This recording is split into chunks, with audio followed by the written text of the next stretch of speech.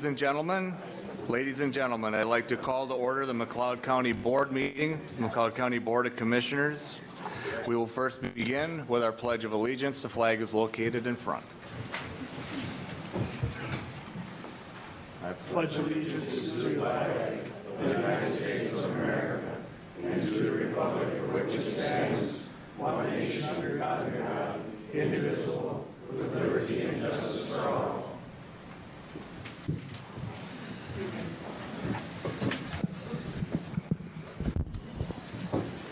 Okay, we will begin today's agenda with employee recognition. Donna Rickeman.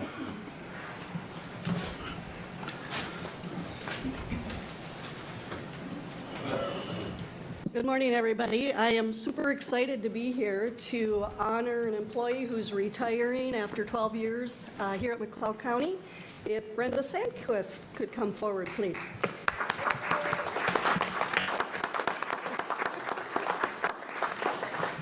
It was not supposed to look like this.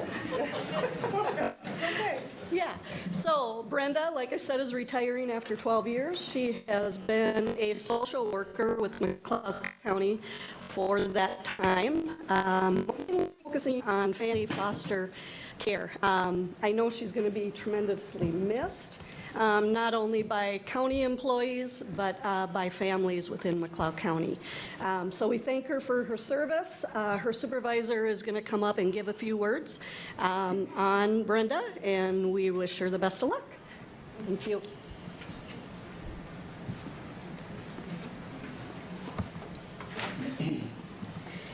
And Donna, my apologies, I'm going to correct you. She actually has a cumulative 21 with McLeod County. So yeah, it's 9 and then 12. So my apologies, my back is to you. Good morning. Morning. Good morning. Let me take you back to the year, March of 2001, the year I started my journey with McLeod Child Protection. Within several days of taking my own seat as a child protection worker, I was looking through the drawers in my cubie to determine what information in the files would tell me how to do the job. I came upon a document written by Brenda Manley. I was riveted by the document, which I recognized as an assessment summary. I was riveted not by the story itself, but about how the story was written. Perfect grammar, excellent sentence structure, logical flow, organized, coherent, and with perfect margins. And I thought to myself, wow, who is Brenda Manley, and how do I communicate this well in the written form? I opted to save that document as a template for my own writing style and slip that document back into a file for safekeeping.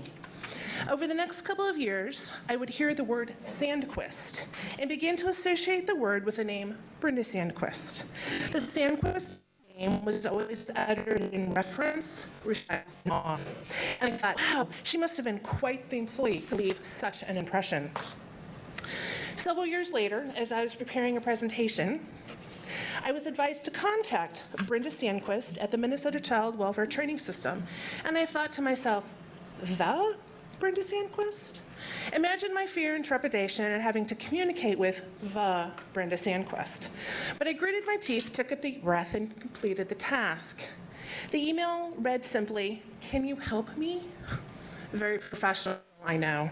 I was a bit intimidated, to say the least.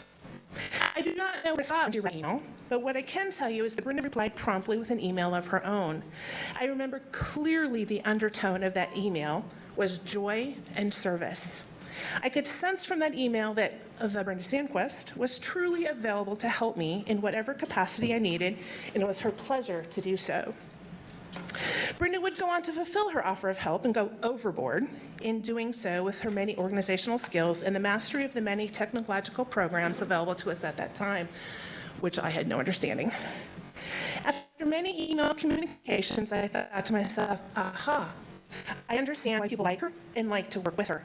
She proved herself to be knowledgeable, professional, far outweighing my limited experience with the child welfare system at the time.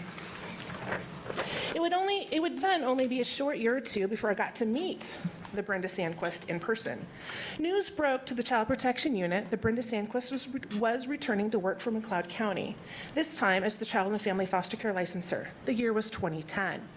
The news was met with jubilation. The news was met with jubilation by those who had worked with Brenda previously, and as you can imagine, the news was met with panic and dread by myself, as I had to actually prepare to meet and work alongside the Brenda Sandquist.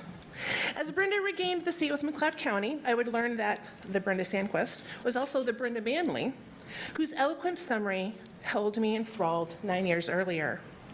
And that Brenda had been employed as a child protection specialist for 9 years with McLeod County from 1989 to 1998. And that Brenda departed McLeod County in 1998 to go to work for the Minnesota Child Welfare Training System, DHS, in the University of Minnesota Social Work Department for 12 years before deciding to return to McLeod County to take on building up the fledgling child and family foster care program. I do not know what became of that well-written assessment, which first introduced me to Brenda, but I do know this. I count myself privileged to have worked alongside Brenda, getting to know Brenda as she spent the next 12 years building a foster care program envied by surrounding counties.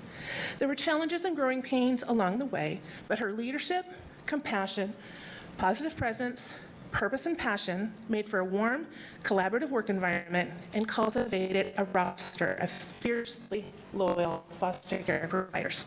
My county can proudly say we are fortunate to have a roster of approximately 50 relative and non-relative foster care providers serving the county.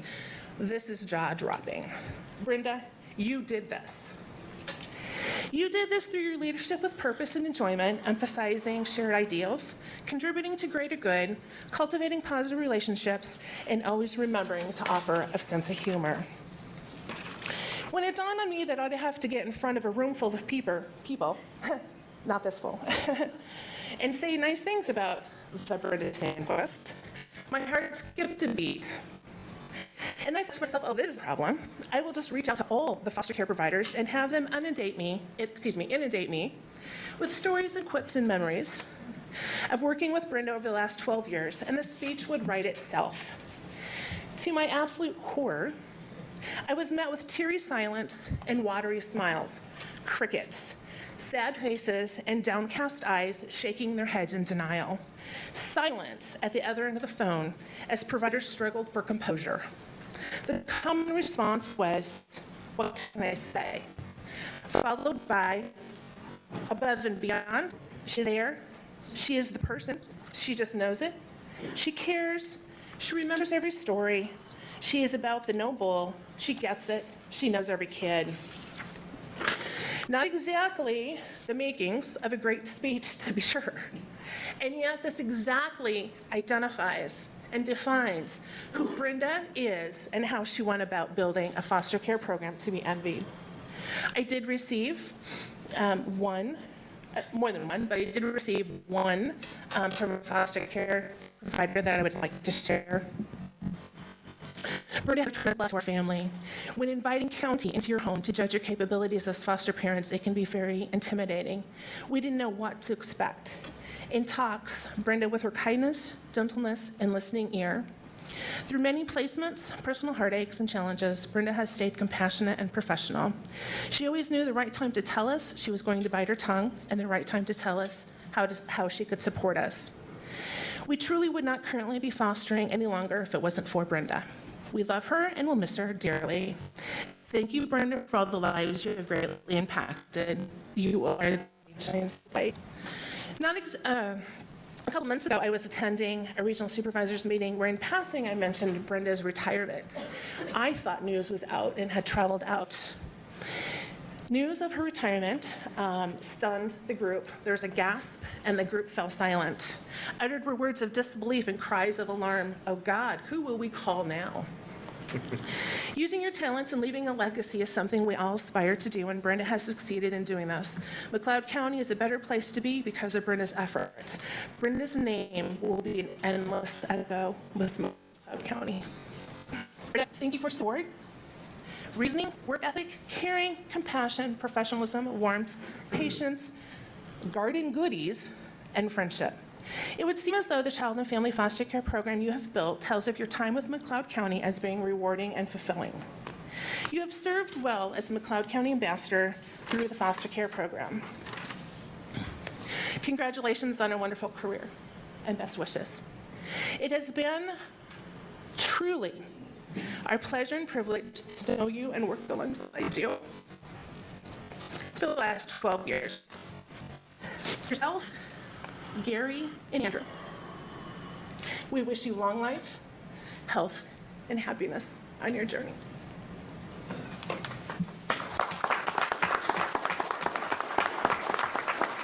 Thank you. Teresa, can you stay up here for a photo with Brenda when she's done? When she's done. Thank you for everything. It's just like, this is a family to me, and this is not a decision we made lightly, but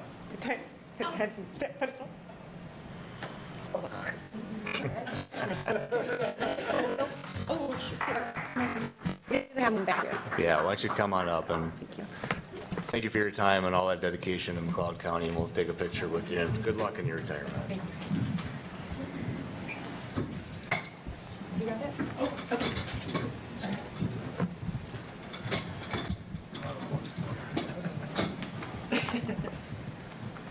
All right.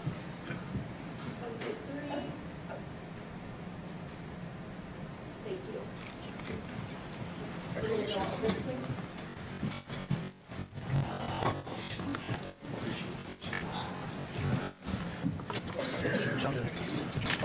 No, we didn't, did it? That's mine. Yours are on the hand. Scoot over. Where'd my chair go? Keep the chair.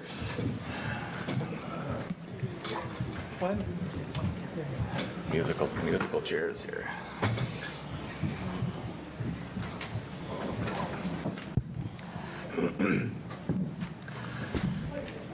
All right, typically when we have retirements, we definitely recognize those many years of service here at our board meetings. We'll now move on to our consideration of agenda items. Mr. Chair, I have an addition. Okay. Under County Administration, I'd like to add item A1 and consider approval to add a 2-minute time limit on public comment due to the volume of attendees interested in public discussion at today's meeting with our several topics.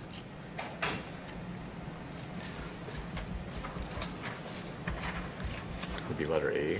A1. A1, got it. Okay. Thank you. Are there any other additions or corrections to today's agenda? The only thing I'd like to do, and it's all last minute, so we might as well pull that one out and address it as singly. Address it as a single standing agenda item. Mr. Chair, I believe that's the intention of it. Just under administration, correct? All right, Yep. very good. Okay. Are there any other additions or corrections to today's agenda? No, Mr. Chair.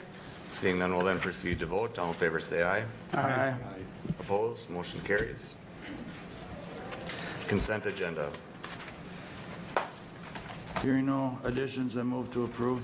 Motion by Kruger. Is there a second? Second. Second by Nagel on that one. Any discussion? Any discussion? We'll then proceed to vote. All in favor, say aye. Aye.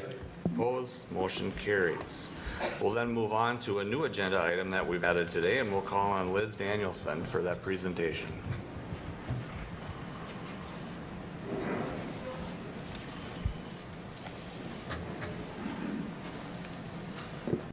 Sorry about that. It's okay. Great.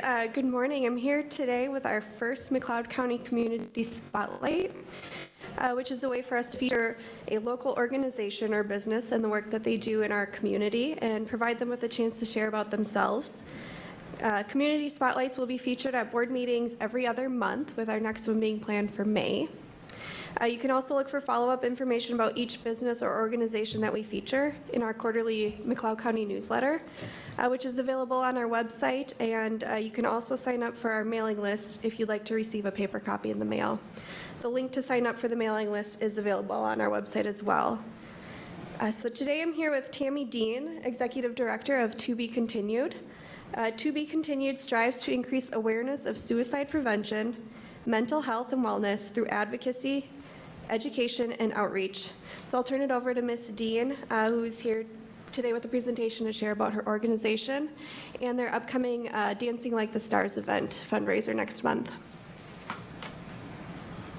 Thank you, Liz.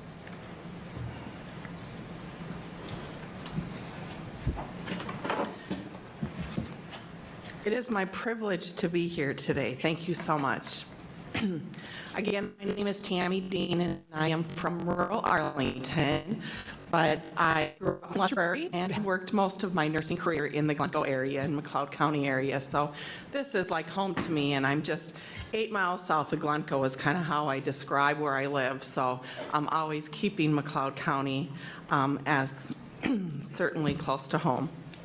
So I am the executive director of the organization To Be Continued, which I founded with a dedicated board of directors in 2019. I founded the organization after losing my sister to suicide. My sister was my baby sister. She followed in my footsteps as being a nurse, and she was a nurse at the Hutchinson Mental Health Unit, inpatient unit. So sometimes it can be very hard to understand how somebody that had so much knowledge and understanding would take their life. And so the first thing I want to make sure I talk about is safety, because what I've realized in my journey is that people are struggling and people can be vulnerable. And there is a national number that anybody can call and reach out for help, and that is 988. So if the only thing you get out of my conversation today is to know that that number is available to you, please know that you are not alone and help is available. What I know is that suicide is very complex. And when my sister died, it wasn't the first time that I had been touched by suicide. In fact, my husband and I were married in 1984, and 2 years after that, his brother took his life at the age of 23. And I lived those next 30 years thinking that it only happened in his family, and certainly would never happen in mine. Little did I know that my family with 3 girls growing up in Lester Prairie would have to deal with a loss of suicide in our family, but it did. Suicide does not discriminate by any means, and in fact, I'll go through a couple statistics with you in a minute. But To Be Continued, the namesake is from my sister. Our maiden name is Dubert, and so her nickname was To Be. That's where that comes from. And Continued is the work and the passion that she had for mental health in her professional career. Next slide, please. As Liz indicated, this is our mission: to increase awareness of suicide prevention, mental health, and wellness through advocacy, education, and outreach. Next slide. We have been a fast-growing nonprofit to the point of where our board of directors has defined this as our 8-county service area. We started with Meeker, McLeod, Sibley, and Carver, and have grown to this 8-county service area, and our goal is to make sure that we saturate suicide prevention efforts in all of these 8 counties before we grow any further. Next slide, please. This is our board. We consist of a variety of people, including people from McLeod County and even from public health here. Jamie Crott is a health educator and serves on our board as a support, as well as Dr. Christine Knuten, who is a family medicine practitioner here in Glencoe. Next slide.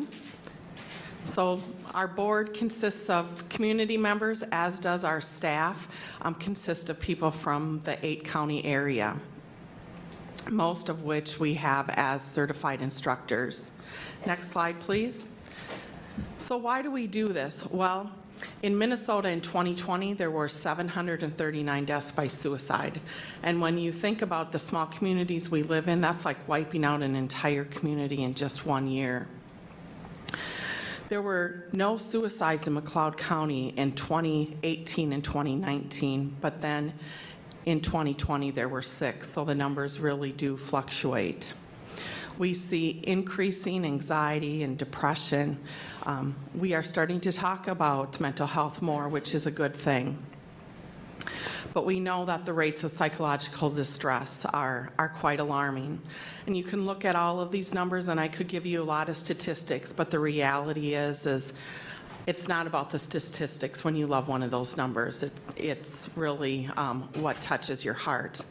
I remember looking at the statistics in 2017 and seeing there were only 2 suicides in McLeod County, but one of those was my baby sister. And for that, I will continue this mission. Go ahead, next slide. So the things that we do are community outreach. You might see us at schools doing participating in their community mental health and wellness days. We're at county fairs. We're at the parade. If any of you were at the county fair last year in the commercial building, we did a preview of our Dancing Like the Stars show, and I've been told we had the highest attendance rate of any of the shows that were on the Legacy stage, so that was exciting. You also probably have seen signs out in the yard. That is our campaign for the month of May, which is Mental Health Awareness Month, in which we distribute signs. Last year we distributed 600 signs in the area, and we do that to raise awareness and to provide support to somebody who might just be driving around the corner and might need to see that day. Next slide. We also offer a bereavement support group that is facilitated by Michelle Reno in Hutchinson. She has also lost a loved one to suicide, and we also have bereavement packets that include some evidence-based information for families who are struggling in that immediate time of death. One of the things that is very important for me and our organization is that the information we provide to the community is always evidence-based. It's not something that we make up, and we want to make sure that it is supported by truth, data, and also safety. Next slide, please. So we provide a lot of trainings in the community, one of them being QPR, Question, Persuade, Refer, which is considered the mental health version of CPR. It's 3 steps that anybody can learn to help save a life. Safe Talk and Safe Talk for Ag are similar suicide prevention trainings that are meant for community members as well as professionals. And then also Minnesota Department of Health has a Changing the Narrative on mental health and suicide, a community interaction, conversation program, and I'm a facilitator for that. The programs that we offer are almost always free of charge. We try our best to not have financial barriers in the way of people getting this information. And in fact, Minnesota Department of Health and the Centers for Disease Control considers community trainings at the top of the priority for suicide prevention strategies. If you think about if only healthcare workers were trained in CPR, we wouldn't save nearly the lives that we do because so many people, including many of you, are probably trained in CPR. That same concept is there for suicide prevention trainings. Next slide, please. Well, our biggest program is the mental health first aid program. There's 3 platforms. There's the adult training, which is an 8-hour training for adults who interact with youth, and it covers things like depression, anxiety, crisis, non-crisis, substance use and abuse, other challenging mental illnesses, and interacting with that. And then there is the youth mental health first aid, which is a 8-hour curriculum, similar to the adult one, but primary focus is for adults who interact with youth. So that's really for parents, teachers, counselors, people who have interaction with youth, of course. And then there is the teen mental health first aid program, which is a curriculum. Next slide, please. This program that we deliver free to schools has grown from a pilot of 2 schools in 21-22 to 9 schools in 22-23 to now for us having a waiting list of schools that want to onboard with us. It is a evidence-based training program that has been approved for 10th through 12th graders.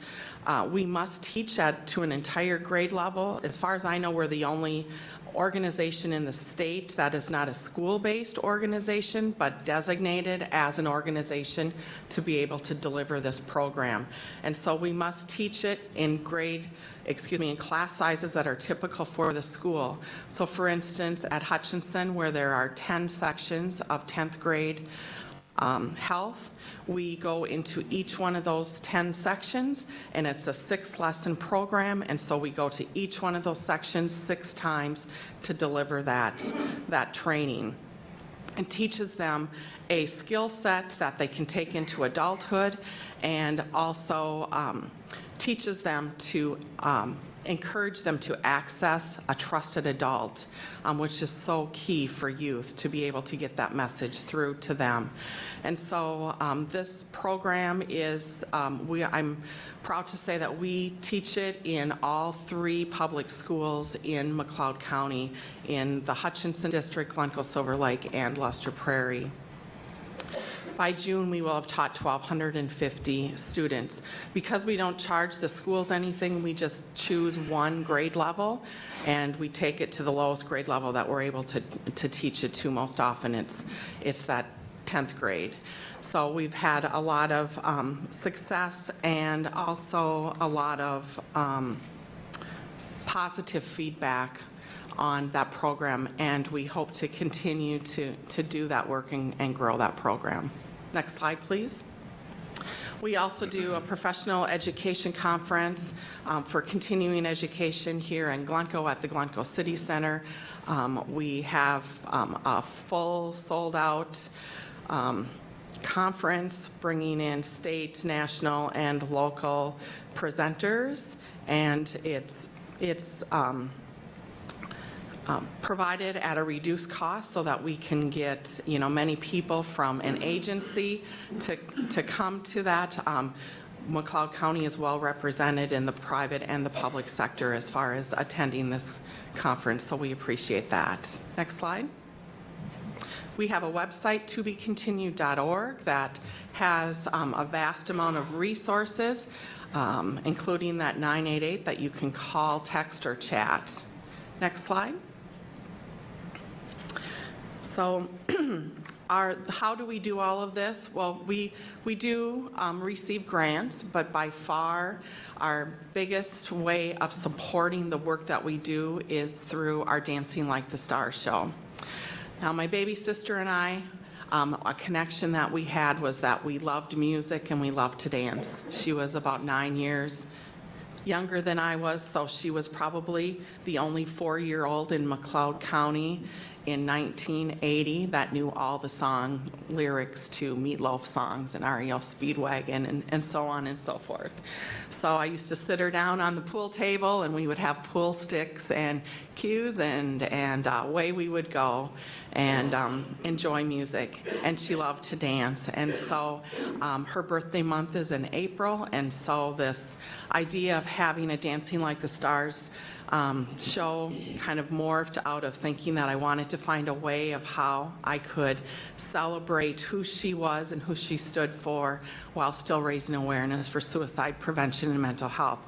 It's proved to be very successful. What we do is we find 12 couples from the region and ask them to put on some dancing shoes, even though they have no dancing experience, work with a choreographer, and help us raise money.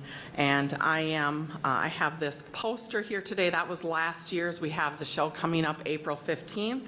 This is the poster, and our chair of this board, Paul Wright, is one of the star couples, him and his wife Heather. I'm very grateful for their willingness to say yes and participate in this. Every couple is participating in this friendly dance competition and doing a fabulous job.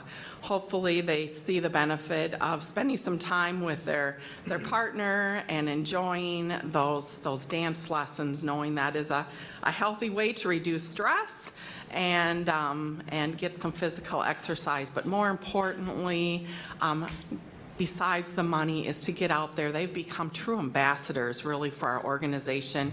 We couldn't possibly do the work that they're doing, listening to people's stories, showing support for the hurt and the help and the hope that is needed in our communities. So thank you, Paul. He does certainly will accept any pre-event fundraising campaign votes that anybody might want to give.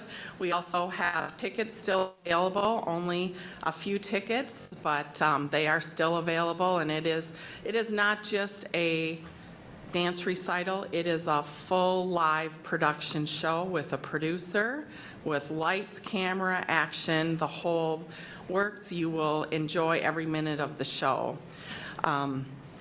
We have judges. We have somebody from the Minnesota Veterans Association as one of the judges. Mike Phelps is a CEO over at Ridgeview. He's one of our judges, as is Kristen Habrish from Twin Cities Live. And, oh goodness, now I'm on the spot trying to think about. Sorry, now I'm really feeling bad about who that fourth judge is. Oh, Robert Foster. He is a renowned dance professional who has actually choreographed dancers in the Dancing with the Stars on TV. So we're have a full cast of celebrity judges. You can also watch the show at one of the 12 watch parties around the communities, and there will also be a live stream that will be available that you can watch it at home. And we do, just like the old-fashioned Jerry Lewis telethon, we do have a phone bank that people can call in and vote, text to vote, and so on and so forth. So all of the information is available on our website. Next slide. We also do a bike run. It's not your traditional bike run where you just go from one bar establishment to another. Each participant takes part in learning one of the 5 steps of how they can save a life. And so it is an educational outreach along with an enjoyable day of riding. Next slide. And we realize that to do our work, we must continue to offer unique fundraisers and other outreach. And so in November, we will be having a Legends of the Opry over at the Village Hall in New Germany, featuring Mitchell Hall, who is a Johnny Cash tribute band. And we also have the local Bill Litzow from Glencoe here, who will be participating in that. And so I welcome everybody to join in the fun and the music while also promoting suicide prevention and mental health. Next slide. We have premier sponsors who support us throughout the year, including Glencoe Regional Health, next slide, Hutchinson Health, and also 3M has come on, next slide, as a premier sponsor this year as well. I could go on, but I think this is the end of my presentation. Thank you so much for allowing me to be here. Any questions for me? Well, Tammy, I'll begin. Thank you for coming here today and to kind of kick off our new kind of community spotlight that we'll be adding to our meetings. As one of the dance couples, I'll just address that a little bit. So I was aware of To Be Continued earlier, and I think it was in December sometime. It was that Tammy called and asked the question, hey, do you have any interest in being one of the dance couples for a fundraiser? And my first response was, I don't think that's quite up my alley, but we'll keep it in mind. And, well, then a couple days later, Tammy called back. And during that amount of time, I kept remembering, well, when I have an opportunity to work with the different youth groups that we're involved in, I'm not afraid to tell them, get outside your comfort zone, kids, and try things new, stretch those boundaries. And then it came back just like, yeah, here's my turn to act that role. So when Tammy called back again, the answer was yes. So that began a process of every week scheduling dance practice in, of all things, for us to do. But boy, the things that this organization does are absolutely outstanding and amazing. It's a very, very heavy topic, but what they do in filling in the gap is so needed to be able to create that outreach to individuals and to teach others amongst the community, you know, what to watch for, what are the signs, and the mental health crisis that seems to be kind of grappling in every direction is something that we need to recognize and be able to have those conversations and get them on top of the table, and that's exactly what this organization does, and to promote kind of that big bubble of care around individuals that need it. And so what your group does is just, I mean, it's just phenomenal, that amount of dedication that you have towards this. So thanks for doing it. We're trying our best to be a good dance routine for the fundraiser, but we keep telling ourselves if nothing else, we'll be having fun that day. But as we go out fundraising and visiting with individuals and businesses, it doesn't take long when you sit down and during that conversation, someone will say, well, I had a cousin, or I had a neighbor, or I had an in-law or a very close relative, and boy, it doesn't take long, and you realize that everybody has a story that's been impacted by this. So thanks again for coming here today. Thank you, Paul. Mr. Chair, go ahead. Yeah, thanks. Excellent presentation. I'm kind of bothered that I didn't know more about this before today, and I see in your presentation there's a number of people that I've known for a long time that are in that, actually including you, and I had no idea. So I thank you. Thanks, Liz, for bringing you here, and I'm going to be taking a closer look at your organization, and thanks to Paul for volunteering for the dance. So Thank you. It's a very important subject. Everybody has a relative or a friend that's gone through this. So Mr. Chair, oh, sorry. Go ahead. Yeah, Tammy, thank you for being here today, and thank you for keeping the memory of your sister alive. Your concern and for mental health, your concern for suicide awareness is greatly appreciated in our community and our region as well. I believe I can say that suicide has affected all of our lives, and to not bring it to the table as something to discuss is wrong. We need to be having these conversations with our children, with our friends, with our families, and your family and your extended family are giving us an opportunity to do that through what you're contributing through this program. So thank you very much. Thank you. Anyone else wish to address Tammy? Okay. Thank you very much. Thank you for coming, Tammy. Thank you.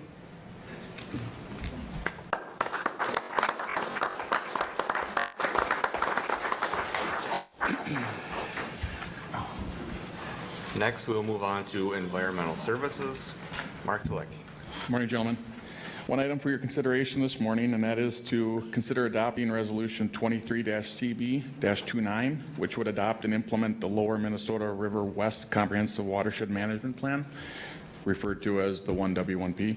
This plan will be presented to the Bowser Board of Water and Soil Resources for review and approval at its regular meeting scheduled for tomorrow, March 22nd, 2023. This is per state statute 103B.101, subdivision 14, as well as state statute 103B.801, also following the One Watershed One Plan operating procedures. These partners shall adopt and implement the plan within 120 days of the order. So I have submitted this to our county attorney's office. Ryan and I have had a little bit of conversation in regards to this, because if approved today, you would adopt something prior to the full Bowser Board.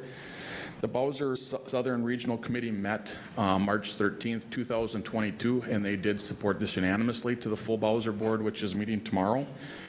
And our local soil and water office, McLeod County SWCD office board, did approve this at their March 6th meeting as well. So we are two of the planning partners of the 7 on this, and this will be going in front of the full Bowser Board tomorrow for approval.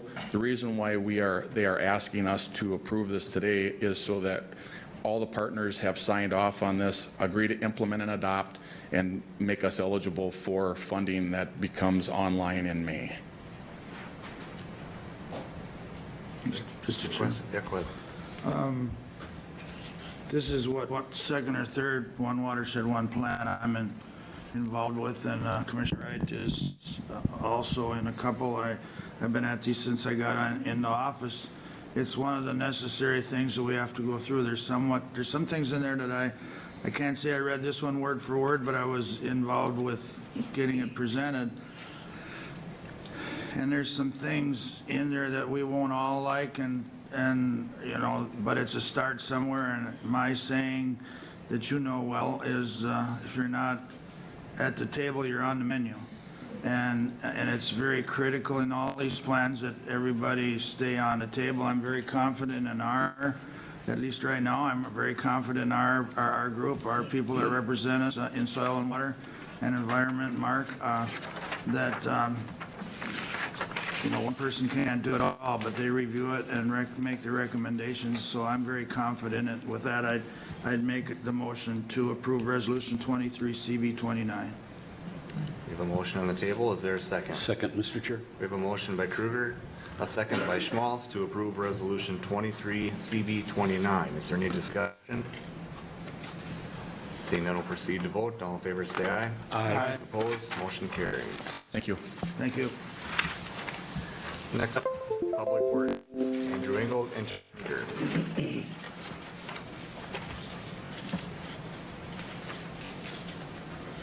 Good morning. Morning.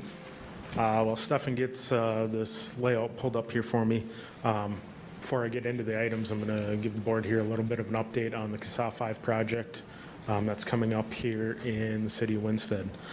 So back in 2018, McLeod County and the city of Winsted started planning for future development and highway and road connectivity through the city of Winsted.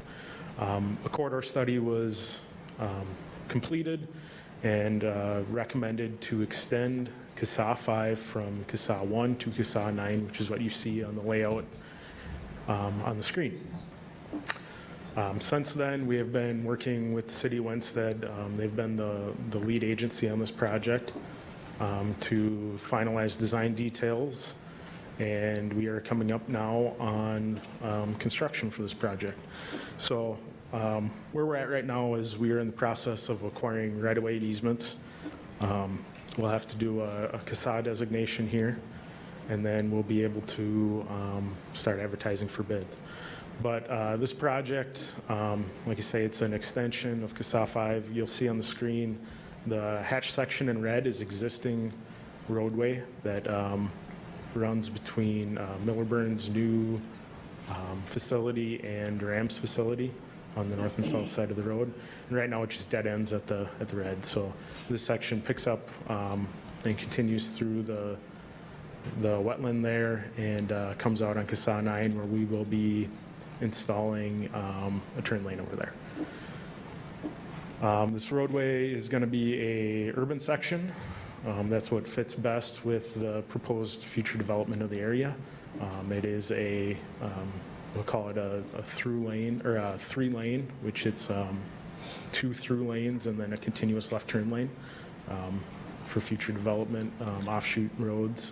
You'll see on the bottom of the screen there's a future street B, which is just kind of penciled in planning for future development there. So, a little update on construction. So as soon as we get through all the right-of-way process, go through the CASA designation, then we'll advertise for bids yet later this spring. This summer, construction will be mainly on the grading portions. I should say only on the grading portions. We'll let that all sit over winter, and then next summer we will do the concrete paving work. The city's been working with Ram and Milliburn as far as access and coordinating so that they can get in and out during construction. So they shouldn't see any interruptions this season. Next season, there will be some slight times where they will have to use one entrance or the other. We're still coordinating those details, and we'll continue to do that until the project is done. So in front of you today, I'm asking for consideration to authorize Public Works to proceed with bid letting dates for State Aid Project 043605-016, County State Aid Highway 5 Extension in Winstead with various funds from the construction budget.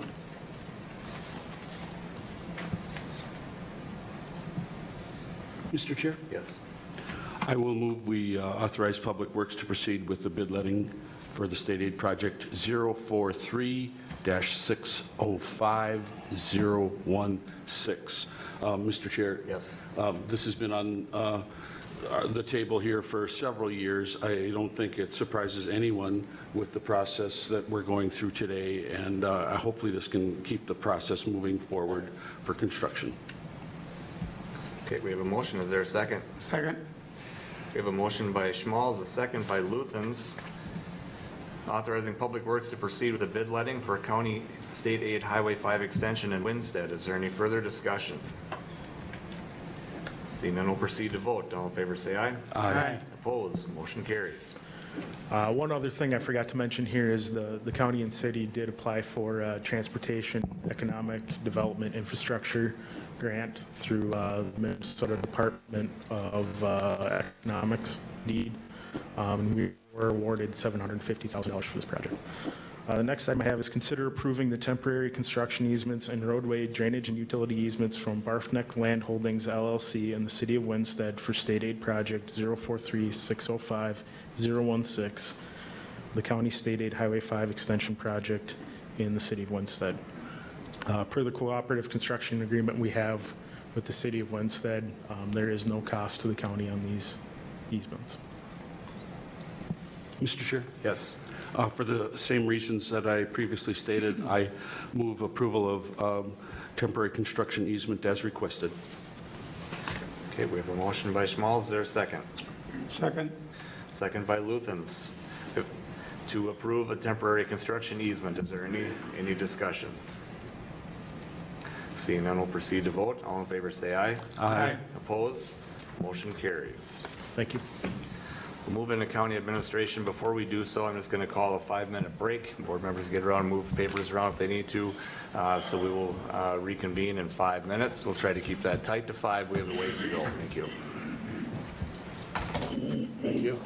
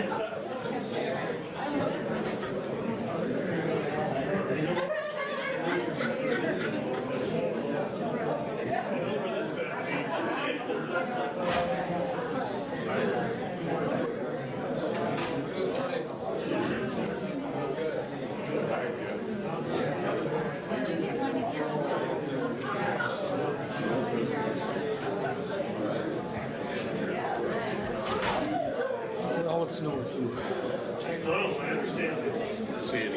What's new with you?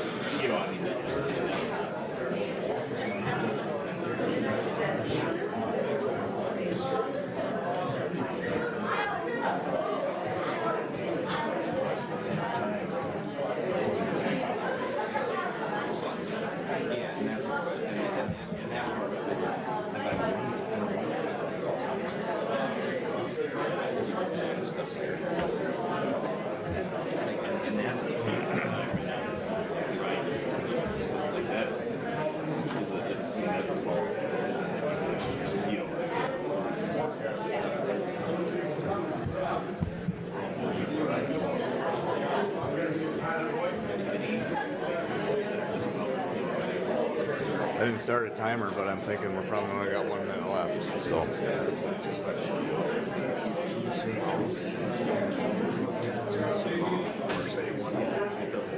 Right now, you mean? No.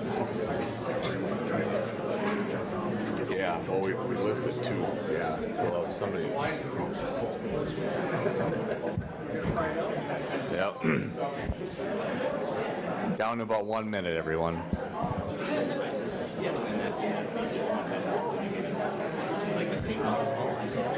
Yeah.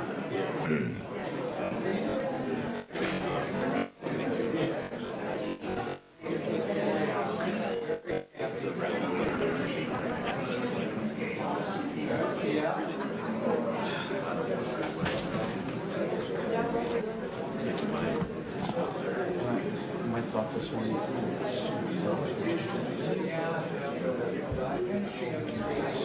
What's that? I'll ask the board members to please come back up to the front.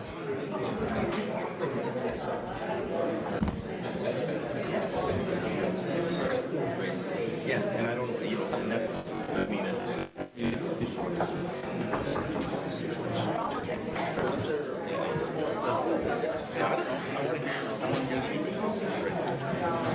We need to do something with Elmer Howell. He came knocking on my door. Again? Okay. Somebody drove him up there. Oh my, all right. I was going to Before talk we to leave- Adam or Ryan about it. Well, I gotta talk to them guys today. We'll try and get this figured out before we leave then, so. I kind of, you know, I'll try to, that's my. But yes.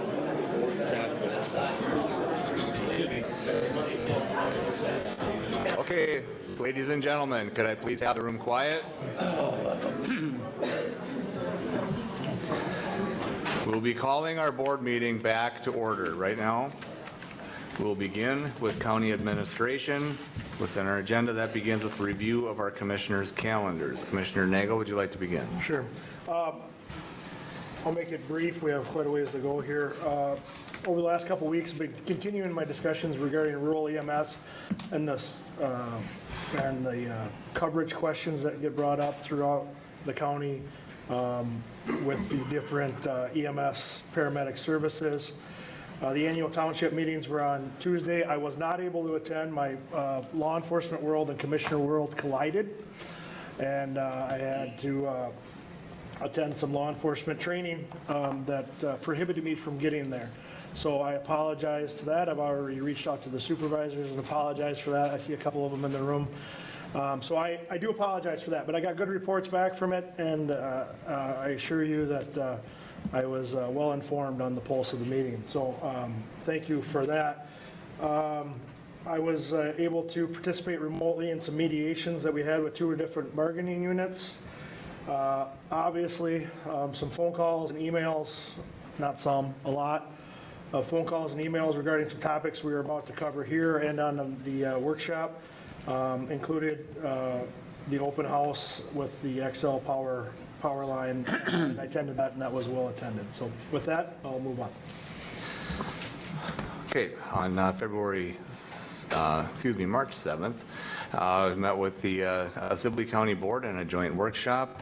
On the 13th, Fair Commission, main discussion items there were maintenance of buildings and future projects. The 14th, annual Township Day. I started my day with Round Grove Township. There's 3 of them that kind of run about the same time, so I got to move a little quickly through the countryside between Round Grove, Lynn, and Penn, and then finish that evening with Collins Township. Yesterday, the 20th, we had a McLeod County Economic Development meeting, and today just want to bring up, it might not be a county meeting, but I believe it is very impactful on what happens here in McLeod County. Today is National Agriculture Day, which kicks off National Agriculture Week. Within the packets that were brought out to townships, there was a data sheet of the importance of our state's agriculture, and I just want to go over those today again because today is National Ag Day. We look at the state of Minnesota and where we rank according to our nation in production. And here's some numbers, and these are really important because this is a very substantial part of our economy. Minnesota ranks number 7 in the nation in agricultural production nationwide, with a whopping $21.3 billion of production annually. We look at just the crops grown, that encompasses about 12.9 billion of that number. We're number 1 in sugar beets, number 1 in oats, number 1 in wild rice and red kidney beans. We're number 2 in production in sweet corn and green peas, number 3 in soybeans, dry beans, and sunflower, number 4 in corn, number 4 in canola, number 7 in barley, and number 9 in wheat, potatoes, and snap beans. We look at our extremely valuable livestock sector. Our numbers there are approximately $8.4 billion of production grown each year in our livestock sector here in the state of Minnesota. We're number 1 in turkey production, number 2 in hogs, number 6 in red meat, cheese, and honey production, number 7 in milk production, number 8 on cattle on feed. Agriculture is an extremely substantial part of our state's economy, as well as here in our county, as McLeod County farmers each year generate about $250 million of ag production. We look at our land mass here in McLeod County, and approximately 50% of it is McLeod County tax base. There's a lot more numbers than that I can go over that talk about the billions that are generated from the state and how much agricultural muscle we have here, I want to finish with maybe a downside to the story on numbers. Released last week, and it was on some of the news media, it's been all over in the ag world. The United States Department of Agriculture released numbers in our imports and exports. And for the first time ever in the United States, our imports will exceed our exports. Our imports are at $199 billion of food coming in. Our exports are at 184. This has never happened before in our nation's history. So it's just something to think about. And it is one set of numbers, but I guess we can assume that the USDA is doing a fairly good job on tracking this. These numbers have been getting closer for a long, long time. And it's not necessarily a figure of mass. I mean, obviously, a vessel of corn might not be worth quite as much as a vessel of banana and tangerines coming in, but economies are built on money, and we're now depending on our economy to buy in food for our nation. So it's just something to think about. A lot of policies affect that. I've got a good friend that works with the policy development of the what is coming about to be the next round of our federal farm program. Talked to him recently. He said you wouldn't believe it. He's watching, of course, what happens on the House and Senate side. The last time the farm program passed, it was about $800 and some billion. This time around, with the inflation added in, they're looking at a $1.4 trillion package just to maintain the services that we've had before. So, of course, that farm program is a massive document that covered every type of food assistance, every type of rural growth. It's a big one. But those numbers today I think that they're very impressive. They have a lot to do with McLeod County, and the fact of that, what is now an inversion of dollars of ag programs coming in versus going out, I think it's just something that's worth thinking about. So that wraps up my report for today. Yeah, thank you, Mr. Chair. I also attended our workshop after our last meeting well, we had one here, and we also had one together with Sibley County, and it was very beneficial to compare different things that we're doing to help both counties and both agriculture based, so it's very helpful. And I also had my township meetings on the 14th. I thought they went pretty well. It's the problems are roads. Or I should say the gripes are roads and the costs of fire trucks and, well, everything we do. So, and it's good to stay. Mine were all very well. They were attended, plus very cool heads prevailed, and I think we did a good job of seeing what's coming. I also had a trailblazer on the 16th. Some differences in transportation funding, so the push for renewable energy is going to affect a lot of things. We're 14 buses behind that were ordered in and we don't have. I'm not going to get on my soapbox on that, whether it even pays to get them because of the renewable electricity. So it's a lot of things that we need to work through that. I also, on that afternoon, on the 16th, had the agenda review. Yesterday, we had McLeod County Economic Development, which it's going good and slowly. I'm a converted believer in economic development. I think it's an important tool for the county. And I think we're moving pretty well. I also had I spent some time in the last 2 weeks working with, I'm on MRC, which is Minnesota Rural Counties, talking about some of what we're going to do today with the Second Amendment. Also a lot with different committee hearings in St. Paul, and they're not going that well. I'm heavily invested in drainage, or to try to represent ourselves well in drainage. There's a lot of things going on in drainage that aren't really good and that are going to cause a lot of extra costs in a program that's already costing too much. And obviously it's Katie barred the door on common sense. So but it's going, stay at the table, and they seem to be laying everything over onto the omnibus bills, that then you don't have no debate and you don't know exactly what's coming. So keep your fingers crossed and say a few prayers. So that's my report. Thank you. Thank you, Commissioner Kruger. For my calendar, 7th of March, like the others have stated, after our board meeting, we held a workshop here at the Government Center. And then after we were done with our workshop, I attended the Sibley County workshop that was held along with our administration, their administration, several of our commissioners, where we shared ideas, shared ideals, and experiences that hopefully both counties can benefit from. On Wednesday the 8th, I attended the Xcel Energy open house that was held at the Fairgrounds in Hutchinson. The open house was to present proposals on a transmission line that they're looking to install here, touching parts of McLeod County and heading to the southwest. Thursday the 9th, I had a CHB meeting. CHB, Community Health Board, is one of the committee assignments that I do, and am pleased to carry that out as well. On Friday the 10th, Labor Negotiations Committee meeting here at the Government Center. In the following week, Tuesday the 14th, again back at the Government Center here for Labor Negotiations Committee work in the morning.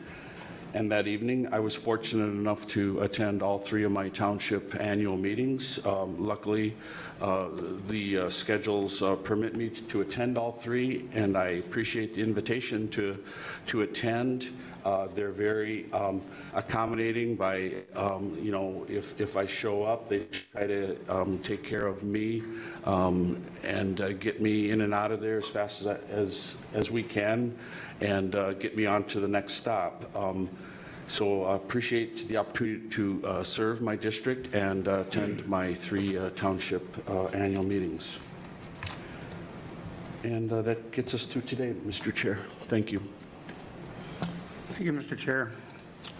I did the same thing on the 7th, those 2 workshops in Sibley County and one here in Glencoe.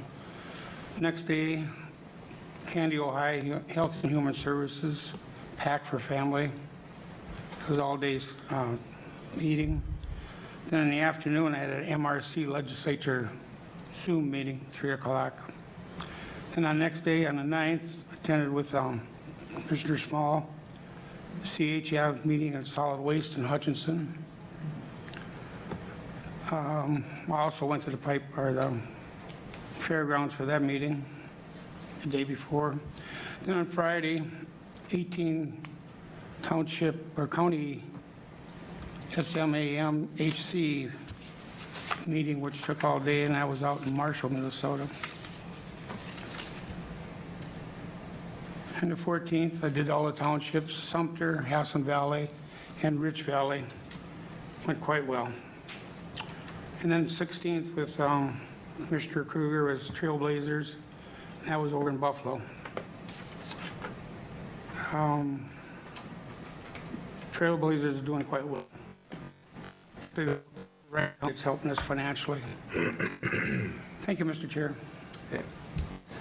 County Attorney? Nothing? Okay, Administrator. Mr. Chair, Okay, but I didn't get it, or didn't get the chance, or forgot to put it on the agenda, but I was wondering if you could comment. We did the work at Lake Marion, the county was involved with that. I talked to Mr. Pete Meyer, and he was out there, and it's nice to kind of brag a little bit when it went pretty well, and I didn't know what pretty well was, but I guess it's good. yeah. No, I mean 200,000 pounds of fish. I don't know if that's successful. That's I pretty think successful. It is, So, yeah, just real brief, over the course of the last probably month and a half, McLeod County has allocated funds from the ARPA dollar designation towards parks and fairgrounds, and also the invasive species fund to help do some water quality improvements on Lake Marion. And that funding went through their lake association. And that was to do a carp removal project to increase the water quality, increase the habitat, and make Lake Marion a better fishery. Of course, our interest there is a county park there and on that lake, and we're trying to invest dollars into those parks, and it fit very well. We have Pete Myers with us from Collins Township Board. He works a lot with the lake as well, and he was able to report, because he worked with them nearly every day, that there was 193,000 pounds of invasive species carp removed from that lake, and most of which went off to food services. I believe it was in Michigan or no, in New York, something like that. And so a lot of those live fish were used. The ones that did not meet kind of that scale size, when they pulled them out of their nets, actually came out to my farm where they're composted for fertilizer. So all of the fish were used in one way or the other, but that's only the beginning of a process that we have in mind to improve the water quality on Lake Marion. We have some processes in mind and how to limit how successful the carp will hatch from now on that lake. It's something that doesn't work with every lake, but the way that Lake Marion operates, it might be successful. Our Environmental Services Director, Mark Telecki, has been involved in some workshop activities on water quality and dealing with those carp, and so this is getting to be a big deal as far as our lakes are concerned, because when the carp take over, it wrecks the habitat for the fish that we want. They're constantly dirtying the water, and that just makes algae blooms even that much worse. So our dollars invested were actually used extremely well in that. There was no levy money. Again, this was out of other funds allocated our direction. But we had a lot of local people out there helping, a lot of people in the Lake Association, Broughton Rod Gun Club. So we got a big thank you for that local help out there. But that was a good project, I think. So thanks for bringing that up, Commissioner. Thank you, Mr. Chair. Paul, Yep. question. So did they net in that big open where all open water was? No, I don't believe so. And quite honestly, if we want to get into the process, Mr. Myers was there every day. I was just on the receiving end of here comes another truck of carp that fly across my yard. So, I was wondering how they did that. They brought the semi out. No, I think they had to shuttle them all up at the landing in smaller trays. But can you do it in just 1 minute as long as we brought it up? And that's tough, Pete, I know, but we do need you to go to the microphone. But So the current project started with the county giving us money to work with people to get rid of the carpet. Said the county park is involved in it so much. And Collins Township is also in Lake Marion. Now, we got these guys do some alley, he takes carp out of the lake, and they take big nets with holes, and pull them through, and they pull all the cars from one spot, and they take chainsaws and cut big holes, so they got closer to shore, so they can get in here with their waders. And they got a little backhoe on the trailer, and they pick them up and put them on the table, and then they come down the table, and they get separated with big females from the males, which go to fall or the dead ones. The average dog, like Paul said, is over 193,000 pounds. And like me and Russ and a bunch of other people who run gun club, they're out there working them. I come home stiffer than hell. But it was a great success, and I thank you guys for helping out again. And I talked to him yesterday, and he plans on coming out again. And the next week or so, before the ice gets bad, he wants to do another pull on his own money. That's what he told me yesterday. So, get some more of it. But it's gonna clear up the lake, it's gonna let the native weeds, native grasses come back, the starfish roots out everything, they're not a deficit to weedy lake. Okay. Thanks, you. Pete. Thanks, Pete. It's nice to have those stories of successful projects come forward, so. Okay. Good job. Thank you. I just want to note, and Pete, I'm not picking on you too bad, but we do broadcast our meetings. So the reason also, not just because people in the room can hear you, but we will have anyone that comments go to the microphone to make sure that that's part of our recording. Thank you. I did add item A1 if you were here at the beginning of the meeting, and that was to ask the board to consider approval to implement a 2-minute time limit per commenter today on public comment during today's open forum, and if needed, an overall time limit to stay within a reasonable time frame. And that would require a vote. Okay. It's our first item that we'll consider, and we would do that to make sure that everybody has a fair opportunity to speak and speak briefly to their point. So is there a motion to favor that? Mr. Chair, I'll make that motion. Okay. I have discussion. Go ahead. Okay. We have a motion by Commissioner Kruger. Is there a second? Second. Second by Commissioner Luthens. Is there any discussion? Mr. Chair, initially I was not in favor of that, to be quite frank, to be honest, and I'm normally not like that, but it's a very controversial subject. We did everything right. We had our workshops. I'm fearful to go on forever. We did a lot of hard work. Trying to, our administration, our commissioners did a lot of hard work to try and create, I don't want to say create, but write a resolution. Some people want to have teeth in it. I would sooner use that are meaningful to the Constitution. And again, that's why I don't, and I will caution everybody, and I'll be the first to grumble. I'm willing to take good, constructive conversation, but I don't want to sit and listen to arguing. I've been down that road, and it's not beneficial, and I would like to get down to the skinny of the resolution and go from there. So that's my reasoning. Normally, I'm very open, but this is not an open hearing, but our work with our constituents and taking comments from the audience has been very successful, so I don't want to change that either. So, I think there's counties that don't do that, and if you don't have an open hearing, there was a day you had to call in and get on the agenda in order to speak, and I don't like going back to them days. So that's my comments, and I will support this motion. Okay, we have a motion by Kruger, a second by Luthens. Is there any further discussion?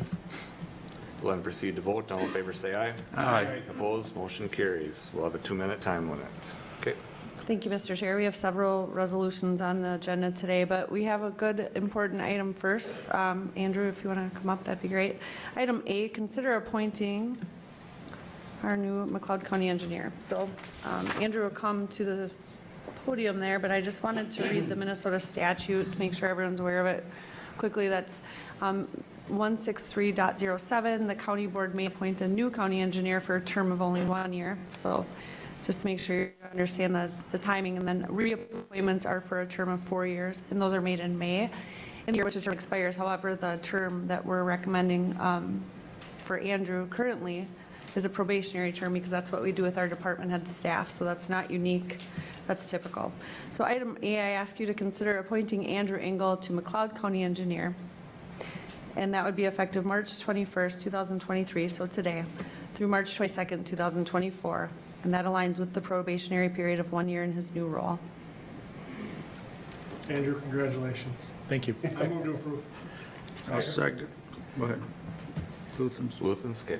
I have a motion to approve by Commissioner Nagel, a second by Commissioner Luthens, to consider adopting Andrew Engel, the McLeod County Engineer, effective dates of March 21st, 2023 to March 22nd, 2024. Is there any discussion? Mr. Chair? Yep. It's just that it's not very often that we have a number of people both in the audience and watching, so I'll pick on Andrew. This is our new engineer. He's going to be great, so I just thought I'd throw that in there. A lot of you maybe don't know that, but he worked as an assistant before this, and got great hopes for him myself, so thank you, Andrew. Thank you. Mr. Chair, Yep. why is it only 1 year? There's a probationary period, and then after that, we'll accept for a 4-year, I believe it's 4 years after that. So it just follows state statute requirements. But thanks Thank for the you. question. That clarifies that. So any further discussion? We'll proceed to vote. All in favor, say aye. Aye. Opposed? Motion carries. Congratulations. Thank you. Congratulations, Andrew. Actually, if you want to step up here real quick, we'll just get your picture with the board. I know, we'll be fast.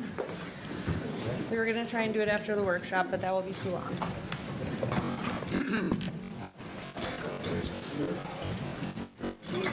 You guys just want You won't. Get that road fixed on number 4. hopefully we'll give this picture in 20 years and say how young you all look, right? I'm moving a little bit. There you go. All right. Thanks, guys. All right. Thank you. That's it. Thank you.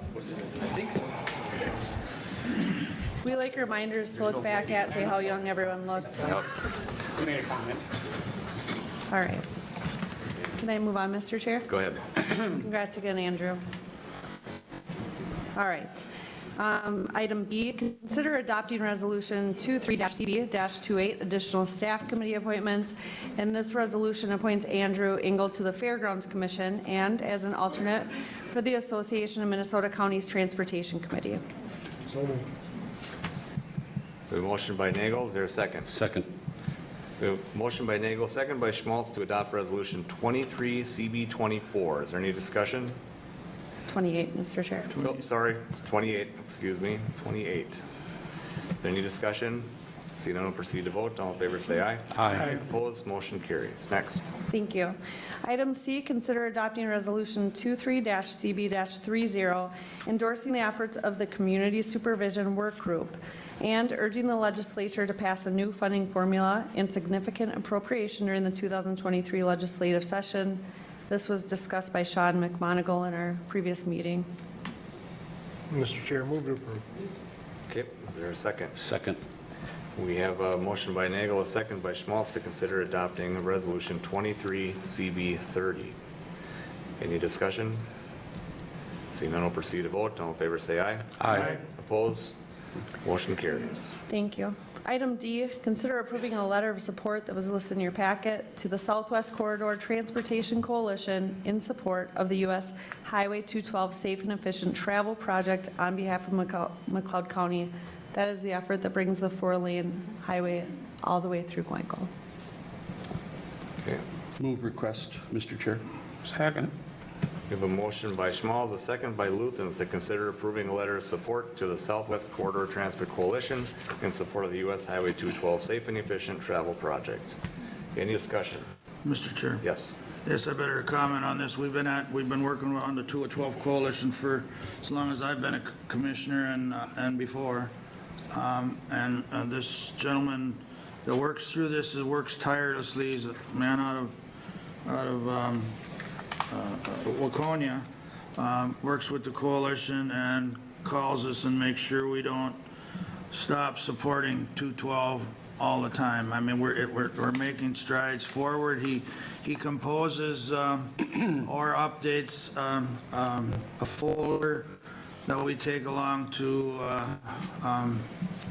different conferences on transportation, and it's effective, evidently, because we're moving forward, going into the last phase. Can also thank our former legislators and current legislators that keep supporting it. For those that don't know, as long as I got the podium, there is an overpass going on by Bongards now instead of a roundabout. That's put in that project, and of course, you all know how the legislature works. It could change, but it's pretty solidly in there, so that would help. So that's all I have. This information is not always my cup of tea, but the stuff works. When they see you coming, they know you're 212 and from Minnesota, so. Okay, any further discussion? We'll proceed to vote. All in favor say aye. Aye. Opposed? Motion carries. Thank you. Item E, consider adopting Resolution 23-CB-31, Second Amendment dedicated county. Okay, this is how we will run this part of the meeting. We'll begin with anyone in the public that chooses to speak. There are 2 microphones here up in front. If you wish to come forward, you will have 2 minutes to share your views, and that'll be you'll have 1 time to come forward, and so that everyone has an opportunity to speak. After everybody is concluded, then the discussion will be up here with the board members. Okay. Just to make sure when you come forward, make sure you have your name and your address for our records, who has an opportunity to speak. So go ahead, Doug. The only thing, a reminder that I didn't talk to the board about, I hope everybody has read the resolution that's in the packet. I hope everyone has also read the one that's in force right now. And besides pro and con to what the resolution says, I guess for our interests, I wish some of the comments would be pro or con specific to the resolution that we worked hard to get in the packet. If that makes any sense. Sure. I hope it does. Mr. Chair, I will be tracking the time, and then if someone is at the podium, I'll say time when the 2 minutes ends, if that occurs. Okay, who would like to go first? I'm Doug Brown. I live at 954 Church Street in Hutchinson, Minnesota. The Second Amendment provides the constitutional right to bear arms. The board would like to constrain the Second Amendment rights in the name of safety. Politically, this sounds good to people who fear shootings, but the truth is the new proposed laws will not accomplish this goal. There are numerous gun laws in place, but the fact is that around the country, they are not always enforced. I'm going to want to cover 4 items. Firearm storage first. Minnesota 609.666 statute states a person is guilty of a gross misdemeanor who negligently stores or leaves a loaded firearm in a location where the person knows or reasonably should know that a child is likely to gain access, unless reasonable action is taken to secure the firearm against access by the child. Second item I want to cover is expanded background checks. Expanded background checks. The current NICS system provides background checks when purchasing a firearm today. Expanding an already good system in place today will ultimately lead to gun registration. This was done in Germany, county by county, and eventually Hitler ordered all these civilian firearms confiscated. People who didn't yield and give their firearms up were just shot on the spot. Number 3, the red flag law. The seize guns. Red flag laws allow police, family members, or even doctors to petition the court, liberal or conservative, to take away someone's firearm for up to a year if they feel the person is a threat to themselves or others. How will this be determined? Where will police store confiscated guns? Will confiscated guns be handled with care? Will guns be returned in the same condition before being seized? Third item is notification when a gun is stolen. Doug, we have time. I just got a couple. If we do this, we're good. That's that. Well, we got to keep it for everyone. Comments have been heard. Mr. Chair, I just wanted to note too, if there were anything that they leave, like if you had something written, we can give it to the board. Mr. Chair, before we continue, I just got another thing to say. there's a number of things that I could comment on. I've been working with the Second Amendment for over 40 years, and I'm not going to comment, just for the board and the people in the audience to know, I'm not going to comment on everything I like or don't like. I'm going to wait till the end of everybody commenting, because otherwise we're going to talk in circles, and I don't want to bore people or start with that. Thank you. Okay, next. Hi, my name is Jennifer Moran. I live in Hutchinson Township, and thanks for the opportunity to address the board with our comments. I just had a question about the new resolution, a particular phrase that was added that's not in the old resolution. It's a phrase that 20 years ago I wouldn't have even thought twice about. The phrase is law-abiding citizen. It seems innocuous enough, but I'd like to take a mental exercise about the possibility of laws that could be passed that would make us lawbreakers. Farmers, they could say, we want all your land to be into CRP, or we want to do a single crop.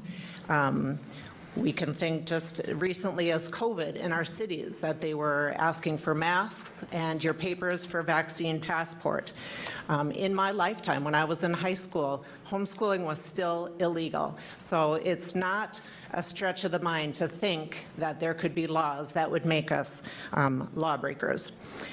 And as far as I know, people with felonies and misdemeanors still have constitutional rights, and take away some rights, especially the Second Amendment, based on this phrase, law-abiding citizen, is a mistake. So I respectfully submit an amendment to strike this phrase in every line that it occurs.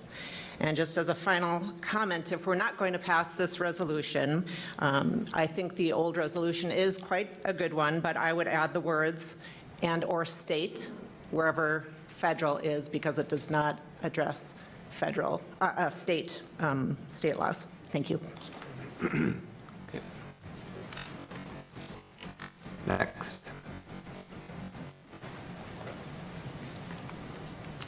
Good morning. My name is Jim Bobier, 20926 Skyview Avenue, Hutchinson.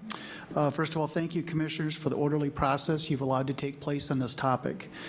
You did schedule a prior workshop, was very well attended. There's a lot of good input and discussion came out of that, so thank you for that before this meeting to those of you that don't know about it. People need to be aware of all the Minnesota laws being passed. The session's been in session for 100 days.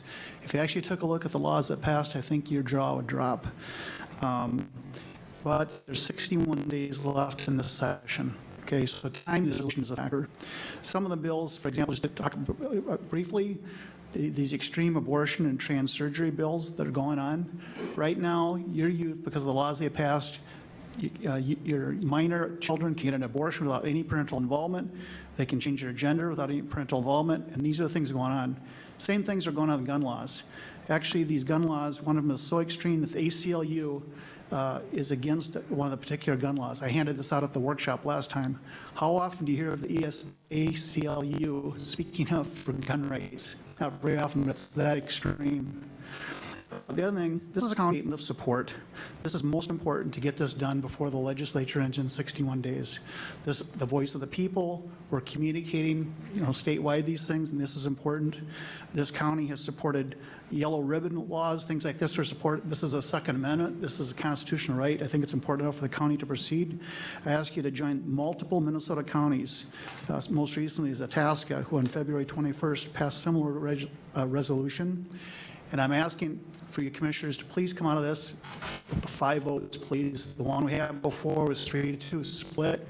I'm asking business collaboratively and respectfully, please vote 5-0 for this to send a clear statement that we do value this important constitutional right. Thank you for your time.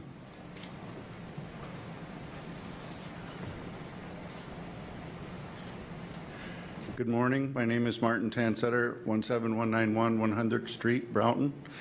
I'm a decorated disabled Gulf War veteran here today. I support our Second Amendments, and I want to commend you for the work that you put into this. It's clear you're trying to show more clarification support for Second Amendment. I do have a couple of specific concerns. Your second whereas includes for traditional lawful purposes such as self-defense within the home. putting that line in there adds unintended, potentially, focus on self-defense. And as a veteran, I want to point out that self-defense includes a lot more than holding back an attack. There are times that self-defense includes pushing that opponent back to their point of surrender so you can return to a peace state. You also have in the fourth whereas a line, or with use that could contribute to the common defense that are protected by the Second Amendment. That's an unnecessary clause in there that again draws focus to defense. Our founders, I think we all know our founders knew very well the oppression of an overbearing government, and that really was the intent of that Second Amendment in the first place. The entire fifth whereas clause that discusses economic benefit. We all know there's economic benefit. It's not adding any intent. We don't have a Second Amendment so that we can have economic benefit. It's so we can defend ourselves and push back or defeat an overbearing government. And in nearly the last down, you have a line that says, except Time, Mr. Chair. where otherwise currently prohibited. Time, Mr. Chair. Thank you. Thank you. Next.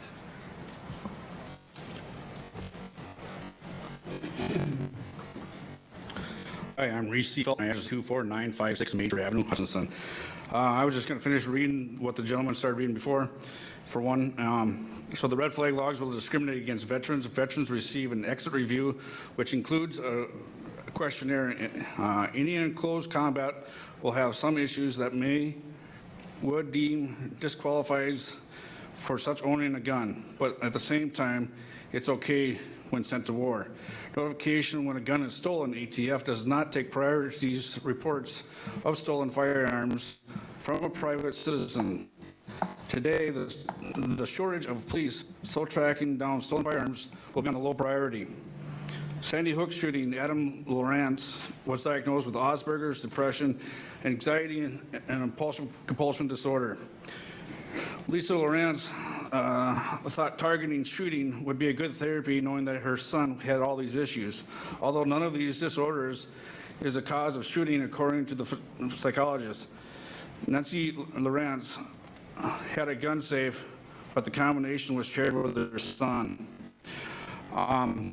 So that wraps up that. And just want you guys to remember, we are all patriots, and we need to start fighting for our patriotism. The Second Amendment is ours, and so was our First Amendment. In the last 2020 to 2021, the First Amendment was in jeopardy. The state shut down our churches, our schools, whatnot. It's time to be patriots. I don't care what political side you believe.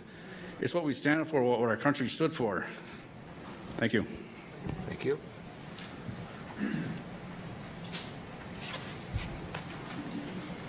Good morning, Commissioners. Thank you for the opportunity to address you today. My name is Kathy Hanneman, and I live at 17165 26th Circle, Hutchinson Township. I don't know current gun laws or regulations. I'm not a gun owner. I'm a retired nurse. I do, however, feel strongly about this issue that you are considering voting on today, and there are a couple points I would like to speak to about. I'm concerned about the process that is being pushed to adopt the Second Amendment resolution. I feel the decision that you are being asked to make is rushed. The process is better than the one that the county board followed 10 years ago when it declared without advance notice that all federal gun laws were null and void.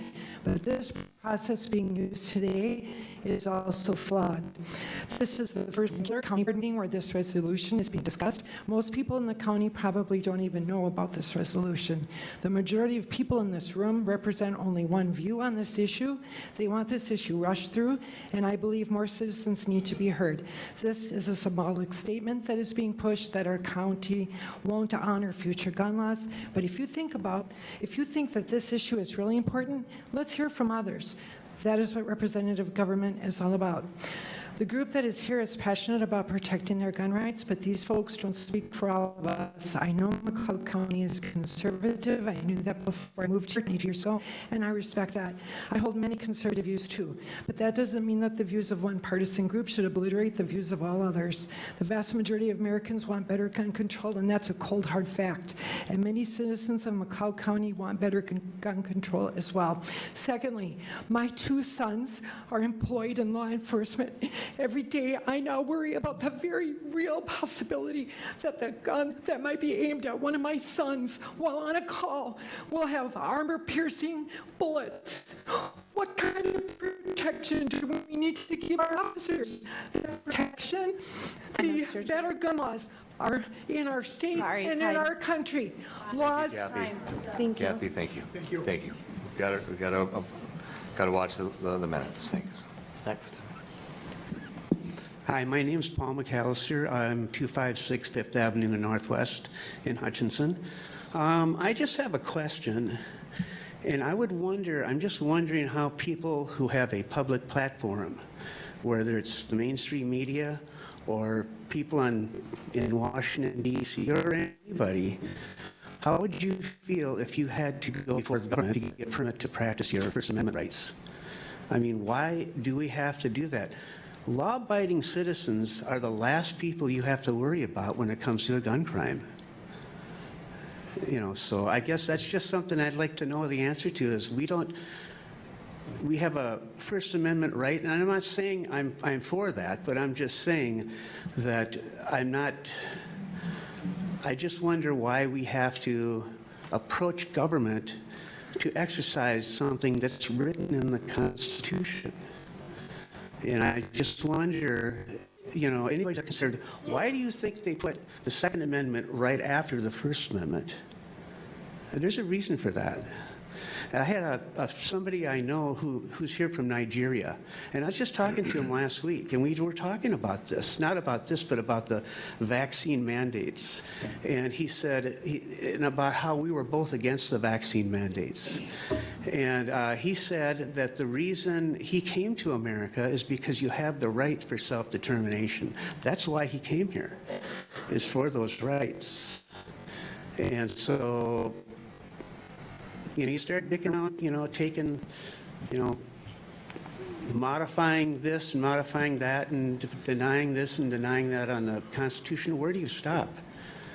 You know, so I guess my question is why do I have to, or anybody, have to come up here and get a permit for something that's written in the Constitution? Time, Mr. Chair. Thank you very much. Thank you.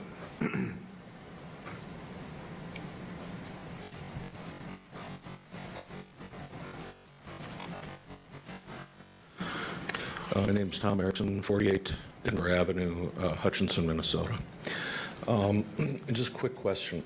The new resolution that you have drawn up, is that to replace the 2013 version, or is it in addition to?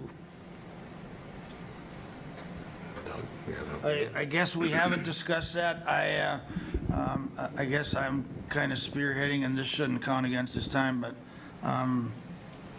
I obviously, until we agree on a new amendment, personally I'm not interested in revoking, if that's the right word, or getting rid of the amendment that's in shape now. For different reasons other than the meaning of the resolution, I don't know. It's maybe a Ryan question. There's no sense in having two. And I don't know if it matters, but if that helps, does that answer your question? I know we were kind of pushed by our public to take this up and by what's going on in St. Paul. So obviously, I can speak for myself. Obviously, I'm not going to vote for something that's either weaker or doesn't have the meaning that it should have. So does that help? I mean, now I'm speaking for myself. All the rest of the board have to speak for themselves. Ryan, is there any legal reason? I mean, do you have to take the resolution out? It's a good question, I guess, but the existing one, if we pass a new one? Well, I think it should be addressed in, if there's a motion regarding this proposed Correct. one, that the intent should just be stated, whatever the intent is, so it's clear, but There's no advantage, my point is, there's no advantage or disadvantage to having two. I mean, for anybody that's anti or that's either for or against the resolution. yeah, I mean, it would just be a policy decision on, you know, Correct. but, so it should be, if there is a motion, it should be a part of that motion. Right. I think it's clearly stated in the agenda that we're adopting one resolution. It does not say anything about replacing. It does not say anything about removing one. So today's action, I think, should be understood, it would be adopting. Okay, yes. No, I was just hoping that the original resolution, which I think is or more strongly worded, should be kept.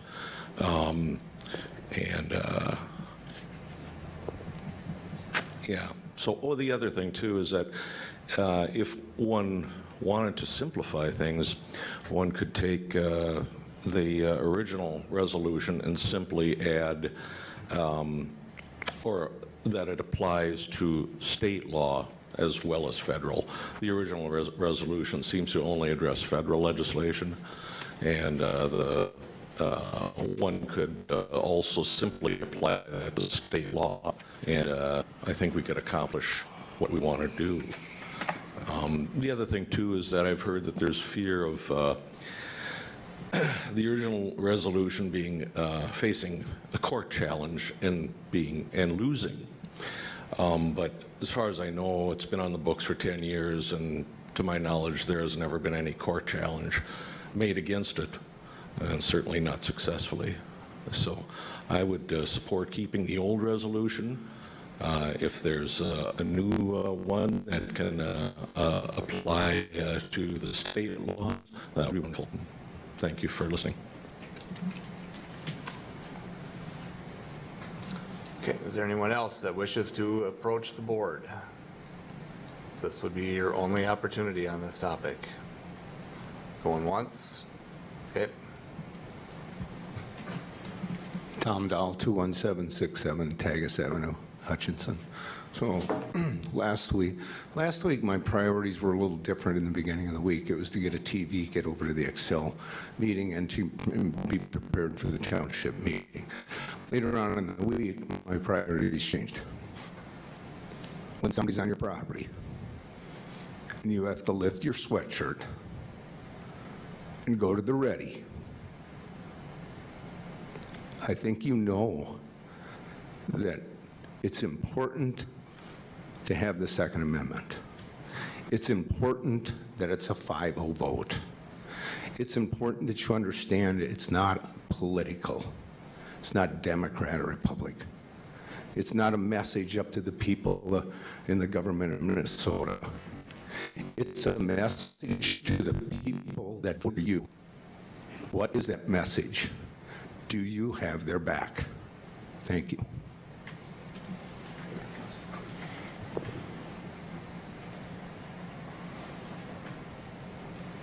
Okay, anyone else? One more.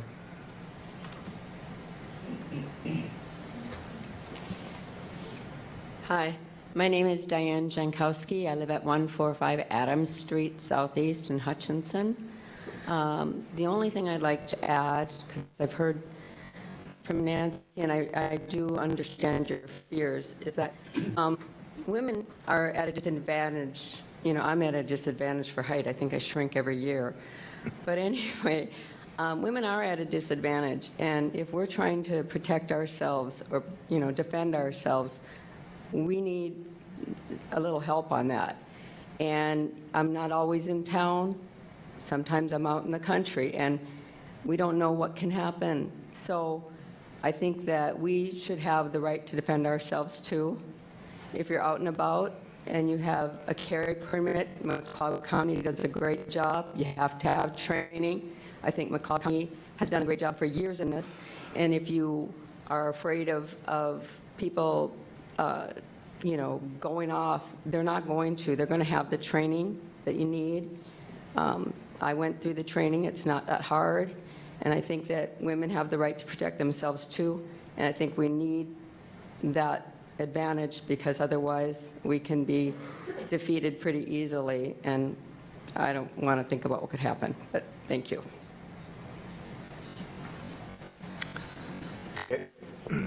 Well, there we go. Tracy Davenport, 1350 Jefferson, Hutchinson, Minnesota. I'm also going to add on what she just talked about.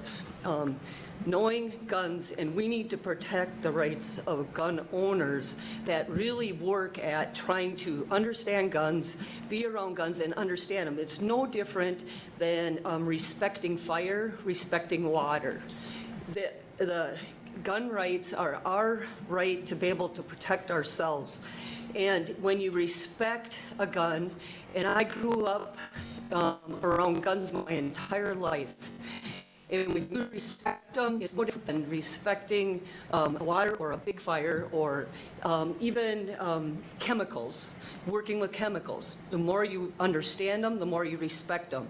And so that's why I think this is very, very important that we adopt it, so we protect our county, and we can protect our county from a lot of the things that are happening in government. And we're seeing a lot of things happen, heard a lot of things, bills that are coming in place, and they're happening so fast. And I think it's time that we need to protect county now.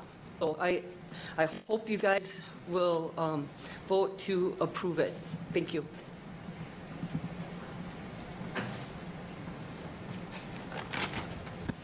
Anyone else wish to approach the board?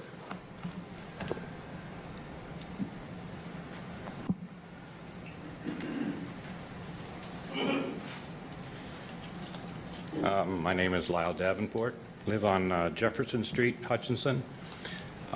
If you notice, a lot of these people in here, they're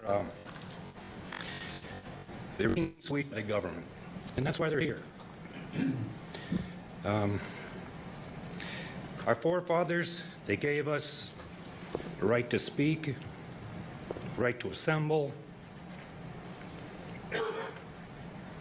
right for religion. They passed them. Then they realized, hey, we don't have any iron in that. So they turned around and they amended it. They put the Second Amendment in there. They give it some teeth and to give energy to the people. You don't see the people terrorizing the country. They're here to keep what they have. The Second Amendment was put there so the people have strength over the government. And that's what it's about. Thank you.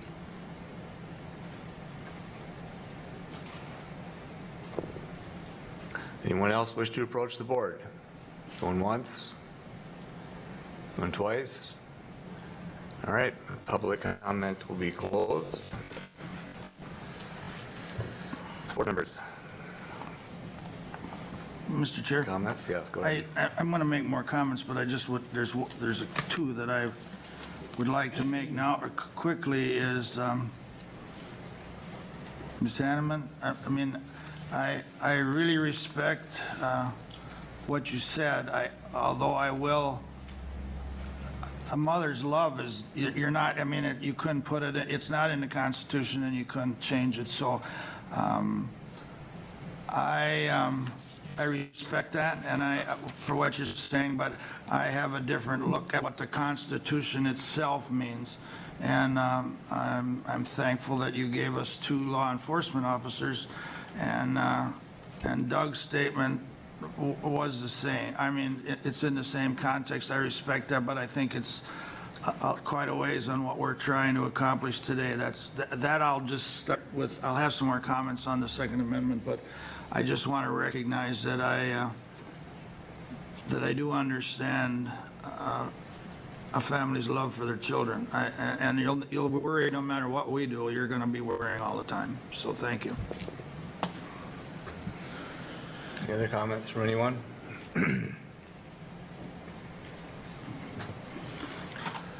If no one's going to comment, I'm going to keep going then.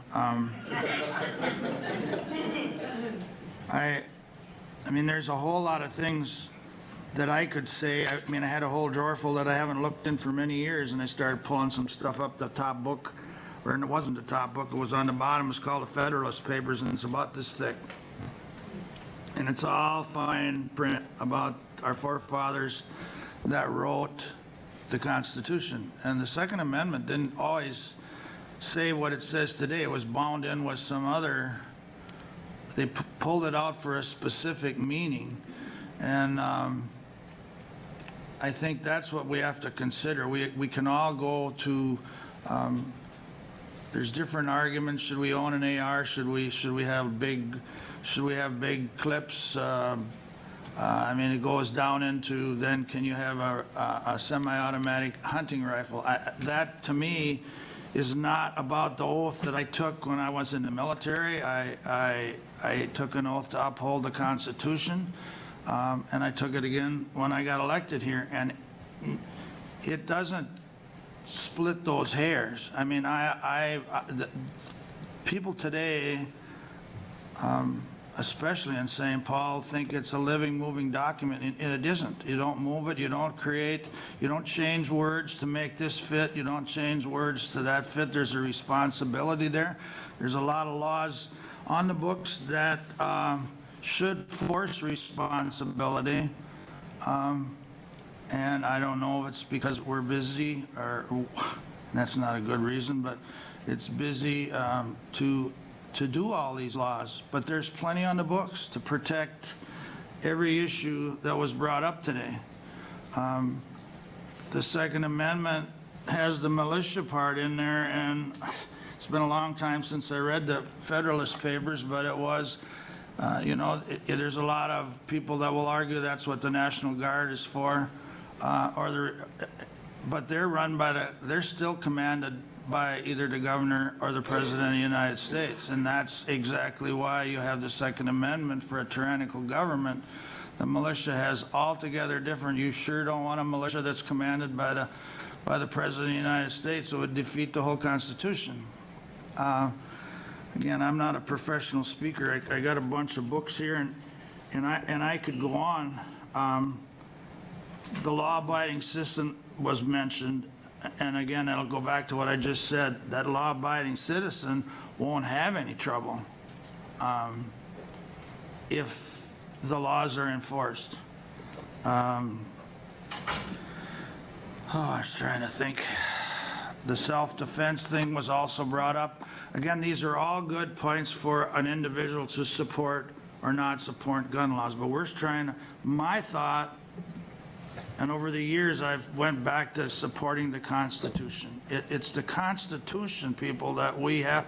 There's a whole lot of other things going on in St. Paul besides gun rights, and maybe that's why there's a couple of you that feel that it was watered down a little bit.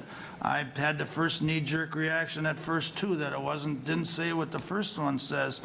But I think our county attorney did a nice job of not putting things in there that were a wish, things in there that we actually could believe and enforce, and a lot of that is covered. We wouldn't be in this spot if other parts of the Constitution were upheld. And I would tell anyone, I hadn't read it for a long time until this all came up, and I keep reading it over. Every time I read it, it's an easy read. But get a book, get the Federalist Papers and start reading them, and tells you about the people that wrote it and how they came up. I mean, they weren't all what they are today. They were bunched. The Second Amendment was bunched in with, I don't know, another amendment that I can't think of right now, and they pulled it apart to actually specify the militia part. And I'm sorry, but anybody that's paying attention today, if you can't see a reason to have a militia and a strong church, I'm sorry, we're in very bad need of that right now. If you pay attention to ad nauseum, to where I almost get thrown out of my own house by my wife, listen to the news, but it's not good, you know. There's a lot of people running around in sheep's clothing. I just can't, I can comment, but there's so many things that I did jot down in books, but I would caution people that that always talk about a gun to read the Federalist Papers. And I would actually, within reason, if there's questions for us, if they're short and sweet, I don't open that can of worms. It's up to the chair, but I'm, even from the board, some thoughts I just can't emphasize enough that I believe in the Constitution in all forms, not just the Second Amendment.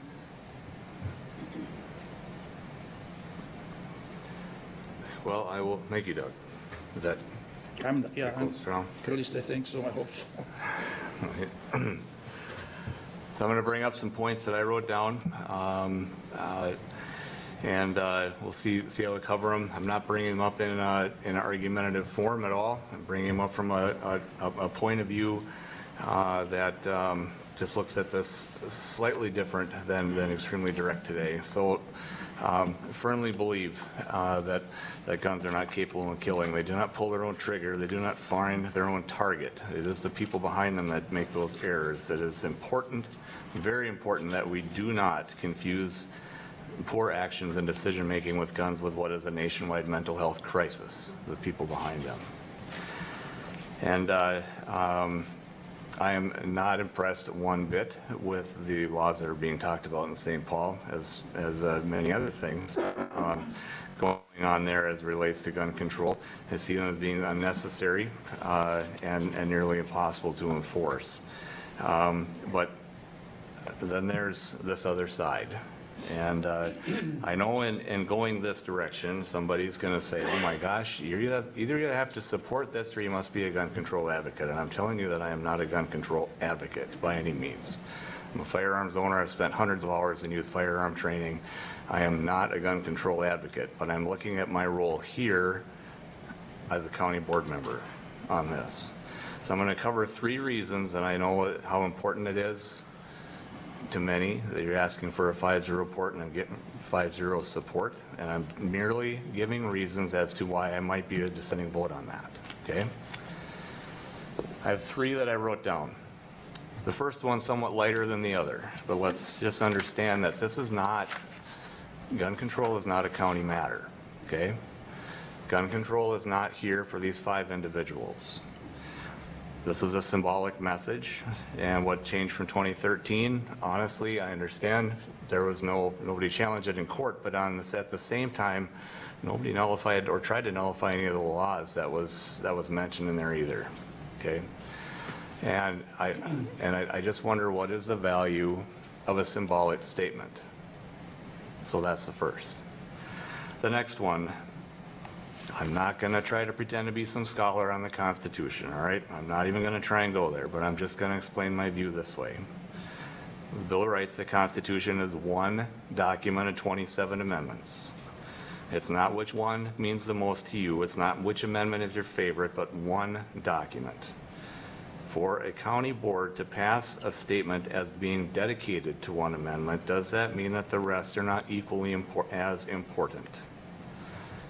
And what's next once we open this can of worms? Someday we have to dedicate ourselves to the first. Someday do we dedicate ourselves to the third? In order to sit in these seats, you've taken an oath to the Constitution of the United States and of the state of Minnesota. There's no mention of a ranking system in that. It's a one deal, one document oath. So again, the message being dedicated to one of the amendments, does that mean that you are not equally dedicated to the others? I would hope not. My last, I know that from input that's been gathered by all of us over the past few weeks on this, I know there are people that this is very important to pass. I know there are people that are concerned. I know there are people that have asked, why is this a county matter? And that's the one that's probably sinking in the most. And so if we start to dip ourselves into maybe some of the things that I brought up in 1 or 2, where does the integrity of the decisions go that we make here on a board that we're supposed to be making? The decisions on roads, public safety, human health concerns, election integrity, okay? Parks, fairgrounds, millions of dollars in services. How does making on the county board is making a statement like this, does that affect the integrity of decisions to others that we make? Because we clearly have authority within budget and policy development to affect those other areas, but we just don't on this one. So, why are we seeing this? And here I'll probably ruffle a few more feathers, I guess. I'm trying not to inspire arguments. Again, these are my views. We're seeing this because what I feel is a failed two-party system that has become nothing more than who has the ball for the next 2 or 4 years and run as fast as he can to the other side of the court. We're seeing this because we have a very irresponsible executive branch that in order to totally go over the top of or miss that vetting period of their legislator or congressional bodies, they decide that having an executive order as common as one for breakfast and one for dinner seems to be okay. Kind of wondering where our judicial branch is on saying that that's not what the design was supposed to be.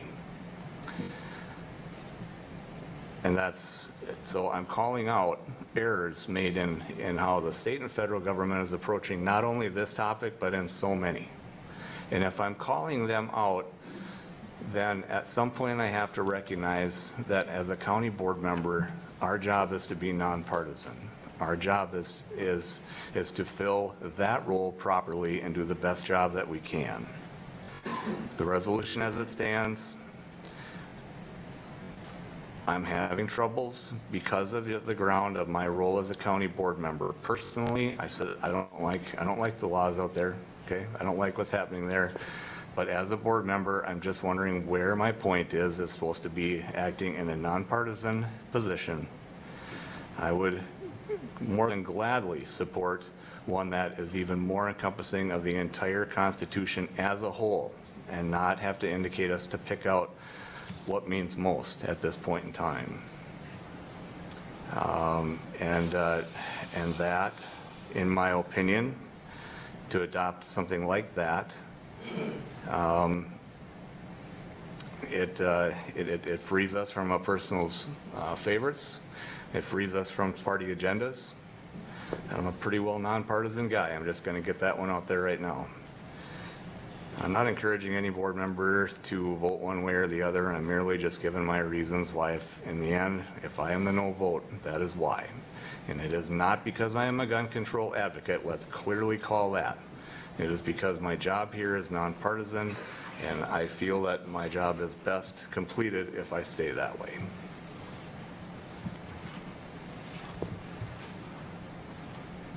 Anybody? Now I'm done. I don't know if there's any other, I'll respond to that. I know you will, yep. Looking for any other comments from board members. Mr. Chair? Yep. You know, believe it or not, I respect Commissioner Wright's position. I don't agree with the number one. I don't agree with, because it is the Constitution is every American citizen's business. I don't know.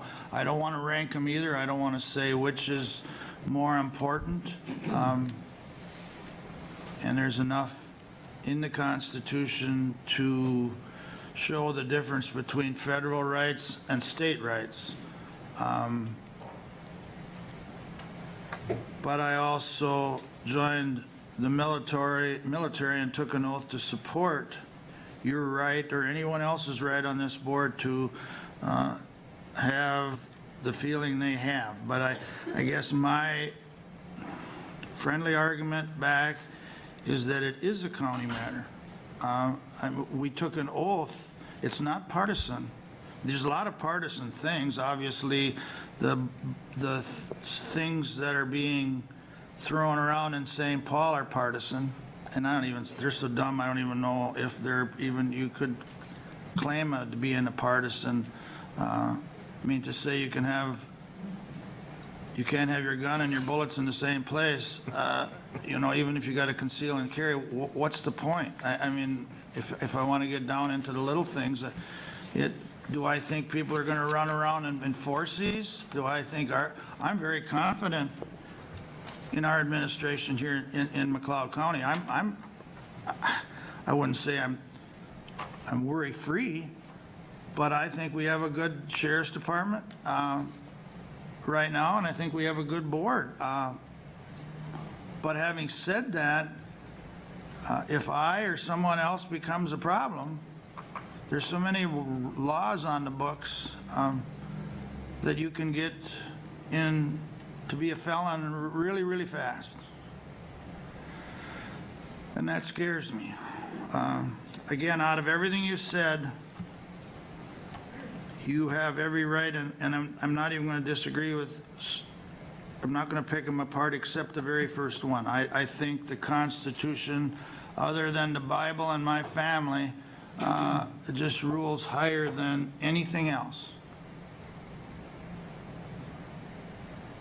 So that's why, I mean, I too am trying to, I worked hard.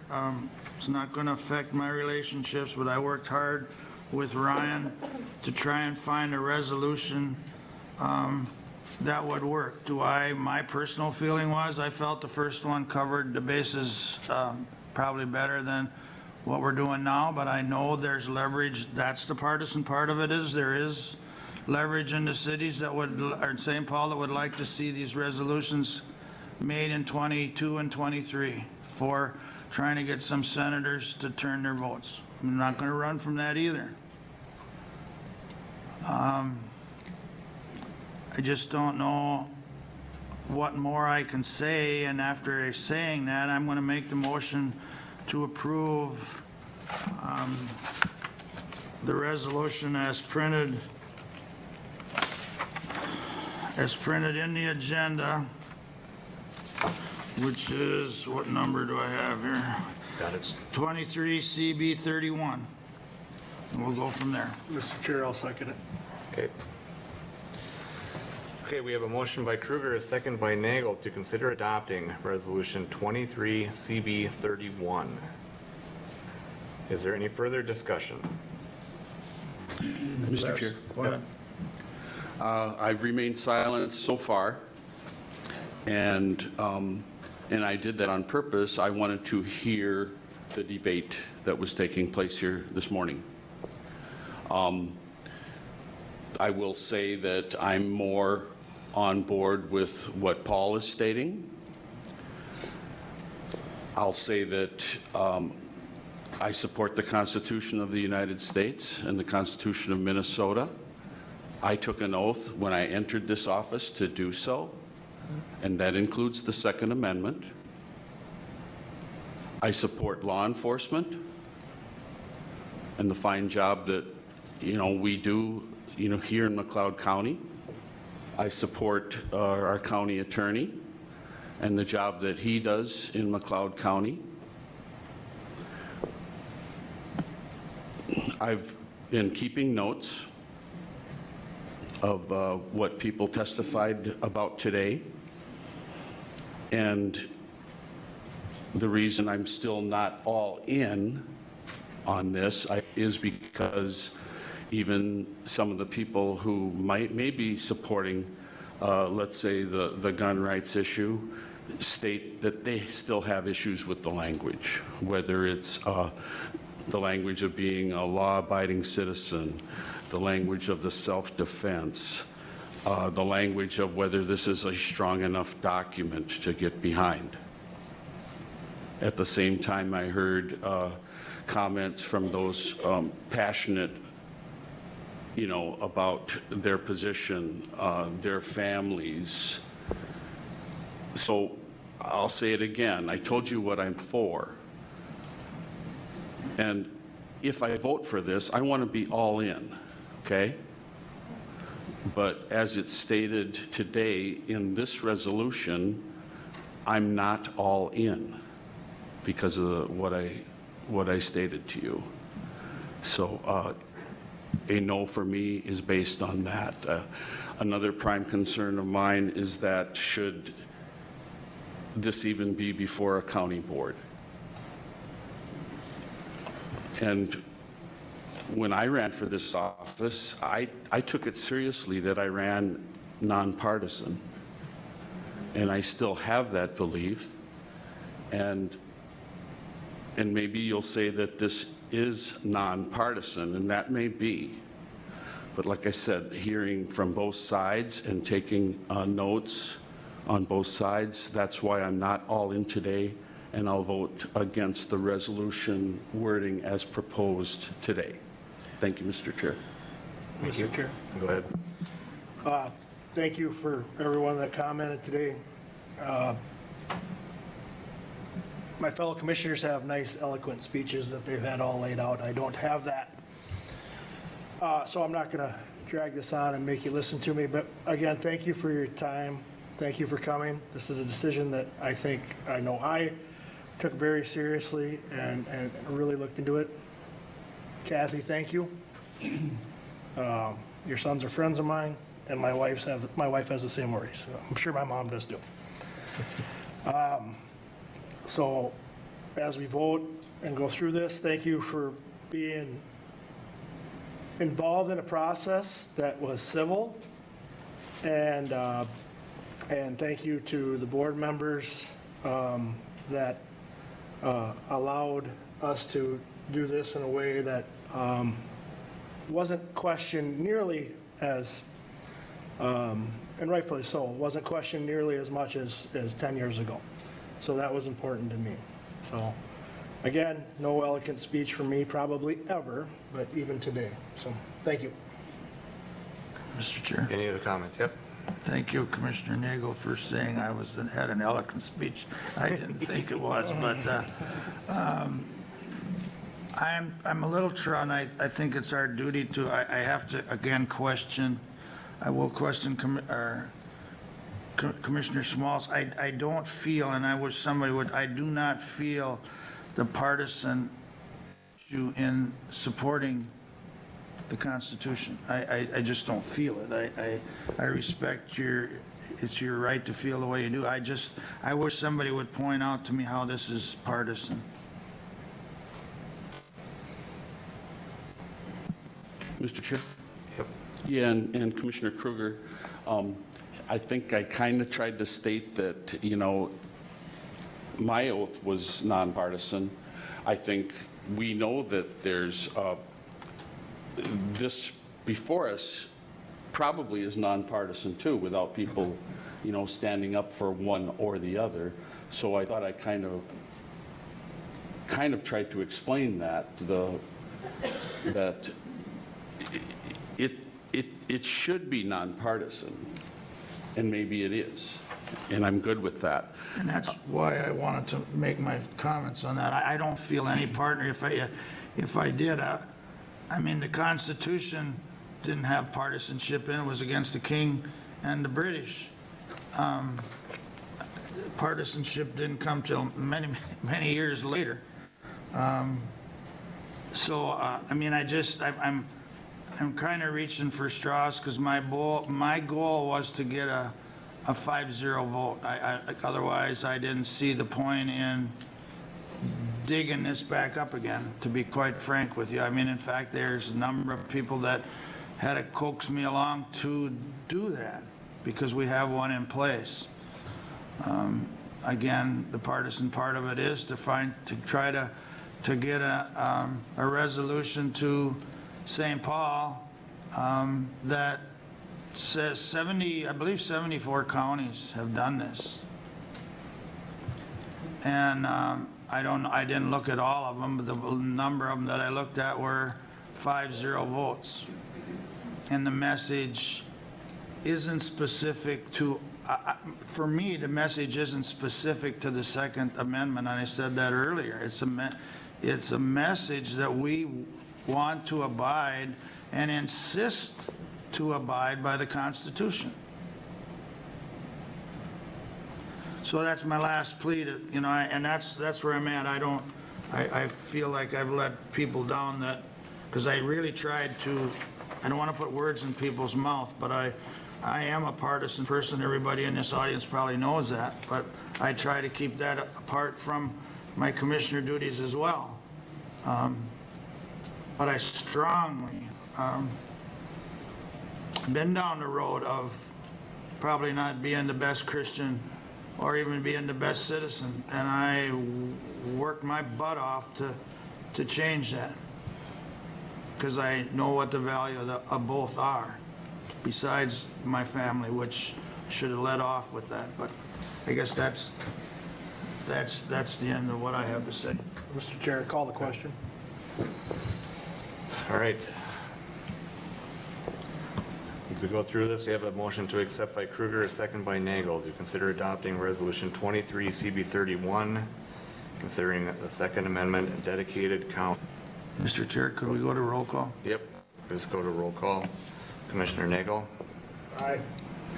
I will be no. Commissioner Kruger? I am an aye. Commissioner Schmalz? No. Commissioner Luthens? Aye. Okay. Motion passes 3-2. Okay. Thank you all for your hard work. Thank you all for Thanks coming. for coming.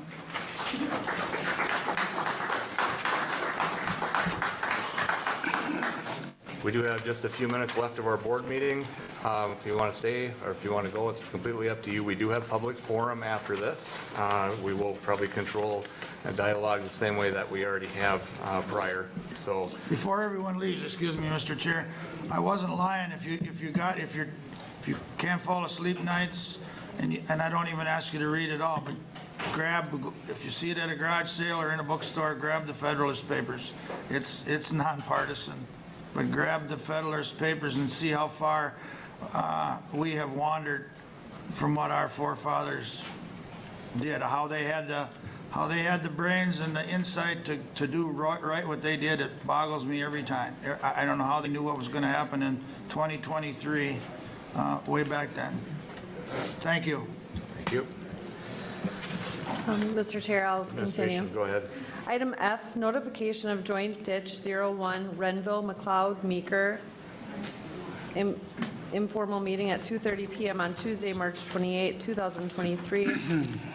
Two McLeod County Commissioners will hear public comment from McLeod County landowners regarding a ditch cleanout in the Martin McLeod boardroom here at the McLeod County Government Center, 520 Chandler Avenue, North Glencoe, Minnesota. Item G, notification of the annual joint county ditch meeting for McLeod, Renville, Sibley, and Wright counties at 10 o'clock a.m. on Friday, March 24, 2023. The counties will discuss past joint ditch expenses and future joint ditch projects here in the Martin McLeod boardroom at the McLeod County Government Center at 520 Chandler Avenue, North Glencoe, Minnesota. Item H, notification of joint ditch 15, Wright, Meeker, McLeod, public hearing on the petition for partial abandonment at 10:30 a.m. on Monday, April 17, 2023. That meeting will be held in the Wright County Boardroom at the Wright County Government Center, located at 3650 Braddock Avenue Northeast, Suite 1201, Buffalo, Minnesota. And last, item I, notification of board workshop following the board meeting on Tuesday, April 4, 2023, at the McLeod County Government Center, 520 Chandler Avenue North, Glencoe, Minnesota. Excuse me, Sheila. Mr. Chair, item H, that's a drainage authority I'm assigned to, and I'm also showing it as a Microsoft Teams meeting, so just to be clear on that. Okay. All right? So I think it's either in person or virtual, I'm guessing, with the different invitations that we have. The correct information will be listed on our website. Very good. Thank you. That's it for yours? Okay. We'll now open up for press relations or open forum. Anyone in open forum? Okay, we'll then call for a motion for recess. I so move. Before we do that, is there any press? I didn't see. Yeah, I called for press too. Oh, you did? Okay. Yep. Thank you. Second. We have a motion by Luthens, a second by Nagel, to recess until our next county board meeting, 9 a.m. Tuesday, April 4th, 2023, McLeod County Government Center. All in favor, say aye. Aye. Opposed, motion carries. We'll have about a 5-minute break, change the papers up a little bit, and then we will begin our workshop agenda.